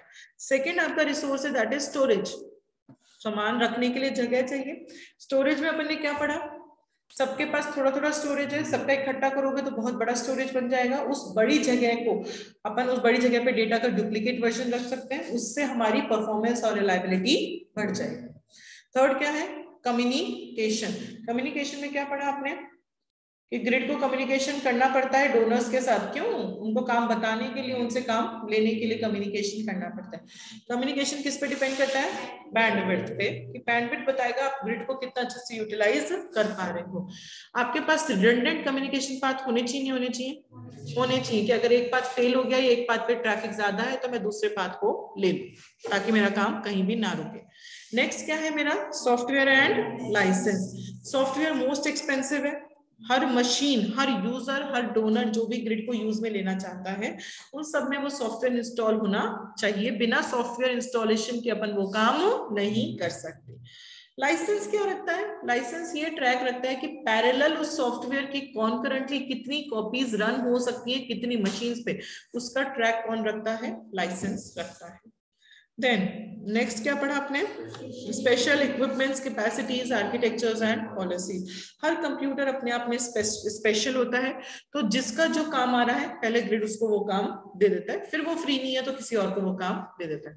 तो ये 5 रिसोर्सेज पढ़ी। क्या क्या पढ़ी? सबसे पहले कंप्यूटेशन, फिर स्टोरेज, फिर कम्युनिकेशन, फिर software and license and special equipments and facilities, special equipment, capacities, architectures and policies. अपन ने पढ़ लिया, क्या क्या पढ़ लिया? एक तो बेनिफिट्स ऑफ ग्रिड कंप्यूटिंग, उसकी एमटी क्या थी? You are parallel and virtual resource, that's why I rely on your management. U stands for making use of underutilised resources, R stands for resource balancing, parallel मतलब parallel CPU capacity, then virtual मतलब virtual resource and virtual organisation for collaboration, rely मतलब reliability and management मतलब management. किस किस चीज का management होता है? प्रोजेक्ट की प्रायोरिटी, अपग्रेडेशन और एक रीराउटिंग, अगर आपको कहीं पे काम ट्रांसफर करना है तो। ठीक है, वेरी गुड। एंड अपन ने types components of grid computing में क्या क्या पढ़ा? Computation, storage, communication, software and special equipments. Very good. Next है अपना टॉपिक ग्रिड कंप्यूटिंग में, that is application areas of grid computing. Grid computing कहाँ कहाँ एप्लीकेबल है? वैसे तो बहुत सारी जगह एप्लीकेबल है, कुछ एग्जांपल्स यहाँ दिए कहाँ कहाँ एप्लीकेबल है। ग्रिड कंप्यूटिंग ज्यादातर रिसर्च एक्टिविटीज में ग्रिड कंप्यूटिंग एप्लीकेबल होता है। कहाँ कहाँ एप्लीकेबल है? सिविल इंजीनियर्स जो होते हैं वो ग्रिड कंप्यूटिंग को काम में लेते हैं। अगर अर्थक्वेक को उनको देखना है कि अर्थक्वेक कब आएगा, कैसे आएगा, कितना आ रहा है, अर्थक्वेक के मॉडल को एनालाइज करना है, डिजाइन करना है, तो ग्रिड कंप्यूटिंग का काम ले सकते हैं। इंश्योरेंस कंपनीज जो हॉस्पिटल्स के साथ कनेक्टेड होती हैं उनके साथ ग्रिड कंप्यूटिंग काम में ले सकती हैं, फ्रॉड डिटेक्शन करने के लिए कि कोई फ्रॉड हुआ कि नहीं हुआ। ये पॉइंट काट देना, सेकंड वाला। ई बिजनेसेस अपने वर्कलोड्स के लिए ग्रिड कंप्यूटिंग काम में ले सकते हैं। Large scale science, engineering, heterogeneous computing resources अगर आपको काम में लेनी है तो वहां आप ग्रिड कंप्यूटिंग काम में ले सकते हो। जो सारे रिसोर्सेज ज्योग्राफिकली डिस्पर्स्ड हैं, अलग अलग जगह पे, या अलग अलग ऑर्गेनाइजेशन की रिसोर्सेज को मिलकर काम करना हो तो आप ग्रिड कंप्यूटिंग का कंसेप्ट काम में ले सकते हो। साइंटिफिक रिसर्च में ग्रिड कंप्यूटिंग का काम में ले सकते हो। फिल्म इंडस्ट्री में ग्रिड कंप्यूटिंग का काम में लिया जाता है। फाइनेंशियल इंडस्ट्री में ग्रिड कंप्यूटिंग काम में लिया जाता है। तो एप्लीकेशन एरियाज मतलब ग्रिड कंप्यूटिंग आपका कहाँ कहाँ कैसे कैसे काम में लिया जा सकता है, उसी को क्या कहा जाता है? एप्लीकेशन एरियाज कहा जाता है। ग्रिड कंप्यूटिंग का लास्ट टॉपिक है, that is grid computing security. Grid computing का लास्ट टॉपिक है अपना ग्रिड कंप्यूटिंग सिक्योरिटी। जब भी हम ग्रिड कंप्यूटिंग में सिक्योरिटी लगाते हैं, following constraints need to be considered. कुछ चीजों का हमें ध्यान रखना पड़ता है ग्रिड कंप्यूटिंग में। जब भी आप सिक्योरिटी अप्लाई कर रहे हो तो कुछ चीजें ध्यान में रखकर फिर सिक्योरिटी आप अप्लाई करोगे। कुछ लिमिटेशन, कुछ बाउंड्रीज में रहते हुए हमें हमारी सिक्योरिटी लगानी चाहिए। ठीक है, पहला क्या है? सिक्योर्ड सिंगल साइन होना। यहाँ पे क्या होना चाहिए कि यूजर सिर्फ एक बार साइन इन करेगा। यूजर ने सिर्फ स्टार्टिंग ऑफ द साइट, जैसे कि अगर मुझे एग्जाम्पल दे रही हूँ मैं, तो ये तो अमेजोन, अगर मुझे अमेजोन को एक्सेस करना है तो सिर्फ मुझे, जब मैं शुरू में एक्सेस करने जा रही हूँ तब मुझे मेरा आईडी पासवर्ड देना पड़े अमेजोन को। उसके बाद मैं अंदर अगर उसके प्रोडक्ट्स को एक्सेस कर रही हूँ तो वहां मुझे दोबारा आईडी पासवर्ड देना ना पड़े। बैंकिंग में होता है आपको हर जगह आईडी पासवर्ड देना पड़ता है। तो यहाँ पे single secured single sign on, user should be authenticated. Authenticated का मतलब क्या होता है? आईडी एंड पासवर्ड देना। यूजर सिर्फ और सिर्फ वंस, एक ही बार आईडी पासवर्ड देगा उस रिसोर्स को एक्सेस करने के लिए। मतलब जब वो स्टार्ट कर रहा है, अपना काम शुरू कर रहा है, शुरू करते वक्त वो आईडी पासवर्ड देगा। उसके बाद वो रिसोर्स को एक्वायर कर रहा है, यूज कर रहा है, उनको रिलीज कर रहा है, हर जगह उसको अपना आईडी पासवर्ड देना ना पड़े। सिर्फ उसने काम शुरू किया तब आईडी पासवर्ड दे दिया, उसके बाद वो उसको यूज कर रहा है, अपने पास स्टोर कर रहा है, उसको रिलीज कर रहा है कि मेरा काम पूरा हो गया। जो भी वो कर रहा है हर बार उसको अपना आईडी पासवर्ड नहीं डालना पड़े। ये आपको कंस्ट्रेंट ध्यान रखना पड़ेगा जब भी आप सिक्योरिटी लगाते हैं। सेकेंड सिक्योरिटी है दैट इज सेकेंड सिक्योरिटी है रिसोर्स मैनेजमेंट। ग्रिड में जितनी भी रिसोर्सेज आती हैं सब अलग अलग जगह से आती हैं, अलग अलग डोमेन होता है that have their own local resource manager.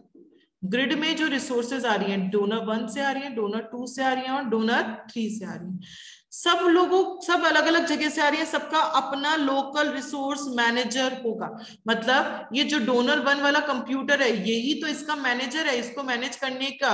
यहाँ पे जितनी भी रिसोर्सेज हैं उसको मैनेज कौन करेगा? जो डोनर 1 का जो मैनेजर होगा। तो सबका अपना अपना लोकल मैनेजर, और ग्रिड के पास कोई फुल कंट्रोल नहीं होता इन रिसोर्सेज का। ग्रिड के पास कंट्रोल फुल हो सकता है क्या बच्चों? नहीं, क्योंकि वो थर्ड पार्टी किसी और बंदे से जब अपन कुछ और लेते हैं उधारी पे तो हमारे पास कभी भी उस चीज का फुल कंट्रोल नहीं हो सकता। तो ग्रिड के पास फुल कंट्रोल नहीं होता। तो allocation of resources to co-users, prioritizing local jobs over the system jobs, managing these resources without ownership is a big issue. तो resources को allocate करना co-users को, मतलब ग्रिड के पास यूजर 1 है, ग्रिड के पास यूजर 2 है, ग्रिड के पास यूजर 3 है। ये जितनी भी रिसोर्सेज हैं ग्रिड के पास इनका पूरा कंट्रोल नहीं है, पर फिर भी किसको कौन सी रिसोर्स allocate करना ये ग्रिड के लिए इश्यू हो सकता है। सिस्टम का काम से पहले लोकल जॉब पे फोकस करना, मतलब आप ये जो कंप्यूटर है इसके पास खुद का भी तो कोई काम होगा, ऑलरेडी काम करा होगा, तो उस काम से ज्यादा जरूरी प्रायोरिटी करना, जो ग्रिड काम दे रहा है उस काम को पहले खत्म कर देना, ये उस काम को भी अहमियत देना, इंपॉर्टेंस देना, ये सब चीजों को मैनेज करना, इन सब चीजों को मैनेज करना ग्रिड के लिए बहुत मुश्किल हो जाता है, ग्रिड सॉफ्टवेयर के लिए बहुत इश्यू हो सकता है। तो ये है रिसोर्स मैनेजमेंट, सारी रिसोर्सेज को मैनेज करना। रिसोर्सेज आ रही हैं अलग अलग डोमेन से, उनके सबके अलग अलग अपने अपने मैनेजर्स हैं उनको मैनेज करने के लिए। ग्रिड के पास उनका कोई कंट्रोल नहीं है क्योंकि वो थर्ड पार्टी से रिसोर्स आ रही है। फिर भी ग्रिड को उन रिसोर्सेज को अलग अलग यूजर्स को देना और ग्रिड का काम पहले करवाना, ना कि खुद का काम पहले करना, उसकी इंपॉर्टेंस बढ़ाना, ये सब चीजें ग्रिड के लिए बहुत मुश्किल हो सकती हैं। ये सब चीजें ग्रिड सॉफ्टवेयर के लिए एक इश्यू हो सकता है। तो आपको इन चीजों को ध्यान में रखते हुए आप सिक्योरिटी लगाएंगे। देन डेटा मैनेजमेंट, जो डेटा आ रहा है उसको मैनेज करना। The users data intensive high performance computing applications in grid computing require efficient management and transfer of huge data. जो भी डेटा इंटेंसिव काम आ रहा है, मतलब ग्रिड के पास अगर कोई ऐसा काम आ रहा है जिसमें एक जगह से दूसरी जगह बहुत सारा डेटा ट्रांसफर करना पड़े, तो ग्रिड को एफिशिएंटली उसको मैनेज करना पड़ेगा और एफिशिएंटली ट्रांसफर करना पड़ेगा एक जगह से दूसरी जगह डेटा, अगर बहुत सारा डेटा रिलेटेड काम है। तो providing secure, efficient and transparent access to distributed heterogeneous pool of data is a big issue in the grid computing. जो अलग अलग जगह से डेटा आ रहा है, डोनर 1 तो आपको दे रहा है टेक्स्ट वाला डेटा, डोनर 2 आपको दे रहा है इमेज वाला डेटा, डोनर 3 आपको दे रहा है वीडियो वाला डेटा। अलग अलग जगह से अलग अलग तरीके का डेटा आ रहा है, उनको सारा डेटा सिक्योर रहे, सेफ रहे, सारा डेटा सब लोग एफिशिएंटली काम में ले पाए और किसने क्या डेटा दिया है, ये सब चीजों को मेंटेन करना ग्रिड कंप्यूटिंग के लिए बहुत बड़ा इश्यू हो सकता है, ग्रिड कंप्यूटिंग में बहुत बड़ा इश्यू हो सकता है। नेक्स्ट है इसके अंदर that is management and protection of credentials. Credentials मतलब जो इंपॉर्टेंट चीजें होती हैं, जैसे कि किस यूजर का पासवर्ड, उसकी प्राइवेट की, उन सबको भी मैनेज करना। ग्रिड पे सिक्योरिटी होनी चाहिए कि पासवर्ड्स और प्राइवेट की कभी भी लीक आउट नहीं होंगी। नेक्स्ट है इंटरपोर्टेबिलिटी विथ लोकल सिक्योरिटी सॉल्यूशन। जो अपने इंटरऑपरेबिलिटी पढ़ा था वो अलग है और इंटरपोर्टेबिलिटी अलग होता है। इंटरपोर्टेबिलिटी का मतलब होता है एबिलिटी टू एक्सचेंज। वैसे तो वहां भी अपन एक्सचेंज ही कर रहे थे।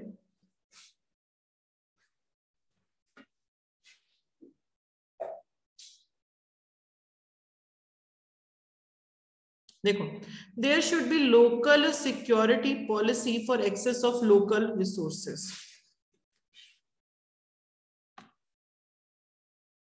There should be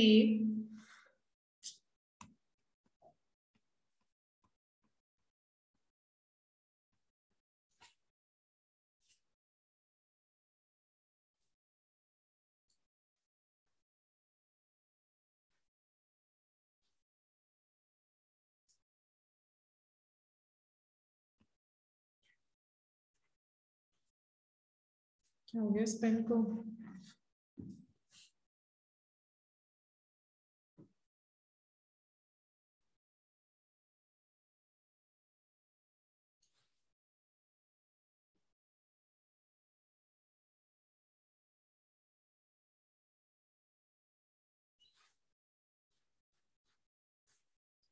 एक बार दोबारा ओपन करती हूँ।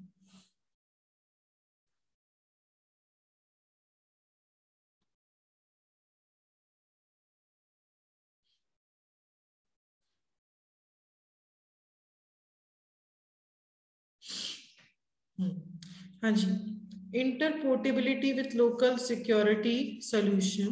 There should be local security policy for access of local resources. मतलब हर डोनर की अपनी खुद की सिक्योरिटी पॉलिसी होनी चाहिए। अगर अपन को हर डोनर की कोई रिसोर्स एक्सेस करना है तो उसके पास अपनी सिक्योरिटी पॉलिसी होनी चाहिए। It is very difficult to modify every local resource to accommodate inter domain access. Hence despite of modifying every local resource there is an inter domain security server for providing security to local resource. ये क्या कहना चाह रहा है? देखो कि हर एक local donor के पास अपनी सिक्योरिटी होनी चाहिए अगर उसकी रिसोर्सेज को आपको एक्सेस करना है। हर डोनर की अपनी सिक्योरिटी पॉलिसी होगी, पर अगर हर डोनर के रिसोर्सेज में कुछ भी चेंजेस करना है तो हर डोनर पे जाकर वो चेंजेस करना बहुत मुश्किल हो जाता है। तो आपके पास इंटर डोमेन सिक्योरिटी सर्वर होना चाहिए। ऐसा सर्वर होना चाहिए जो सब लोकल जो डोनर्स है उनको सिक्योरिटी प्रोवाइड करवा सके। सारे डोनर्स के लिए कॉमन सिक्योरिटी भी होनी चाहिए और सारे डोनर्स के पास खुद की सिक्योरिटी भी होनी चाहिए। Next is standardization. Standardization, grid computing as a highly integrated system involves multi-purpose protocols and interface to resolve the issues explained above. Standardizing these protocols and interface is a big issue in a grid computing. Grid computing में बहुत सारे protocols वाले donors हैं, अलग-अलग जगह से donors आ रहे हैं, TCS से अलग, IBM से अलग, Infosys से अलग। हर एक donor के अपने अलग-अलग protocols होंगे, अपना अलग-अलग interfaces होगा। उन सारे protocols, rules, regulations को standardize करना, सबको एक level पर लेकर आना, सबको सेम बनाना वो बहुत मुश्किल हो सकता है, वो एक इश्यू हो सकता है ग्रिड कंप्यूटिंग में। एक्सपोर्टेबिलिटी, ग्रिड का जो कोड होता है वो एक्सपोर्टेबल होना चाहिए, मतलब बहुत ज्यादा डेटा एनक्रिप्टेड मोड में नहीं होना चाहिए। आप ग्रिड में जो भी बातें कर रहे हो सब कुछ कोडेड लैंग्वेज में नहीं होना चाहिए, सिर्फ आपके जो पासवर्ड्स होते हैं वो कोडेड लैंग्वेज में होंगे तो चल जाएगा। सारा डेटा कोडेड लैंग्वेज में होगा तो सिस्टम बहुत स्लो हो जाएगा, कोड को दोबारा अनकोड करना और फिर उसको यूज करना। Support for secure group communication. There should be secure group communication to provide coordinated activities for the group. Group communication, जो डोनर्स एक दूसरे से बातें कर रहे हैं वो सिक्योर्ड होना चाहिए ताकि सब लोग कोऑर्डिनेटेड, डोनर्स हैं वो कोऑर्डिनेटेड मिलकर सब मिलजुल कर काम करें और सिक्योर एक दूसरे से कम्युनिकेट कर सके। Support for multiple implementation. There should be security policy which should be provide a common security to multiple resource installation based on public and private key cryptography. जो अपने वहां पॉइंट पढ़ा था इंटरपोर्टेबिलिटी वाला, वैसा सही पॉइंट है कि यहाँ पे कॉमन सिक्योरिटी, जितनी भी रिसोर्सेज है सबके लिए कॉमन सिक्योरिटी भी होनी चाहिए। तो ये सारे आपके क्या हैं, थोड़ा सा अजीब सा टॉपिक है ये, पर है हमारे कोर्स में तो पढ़ना ही पड़ेगा। ग्रिड कंप्यूटिंग सिक्योरिटी, कहीं तो यहाँ पे इश्यूज की बात कर दी, कहीं सिक्योरिटी की बात कर दी। यहाँ पे उन्होंने हेडिंग ही एक्चुअली गलत दी है, पर ठीक है जो है हमें इसी हेडिंग के अंदर पढ़ना है।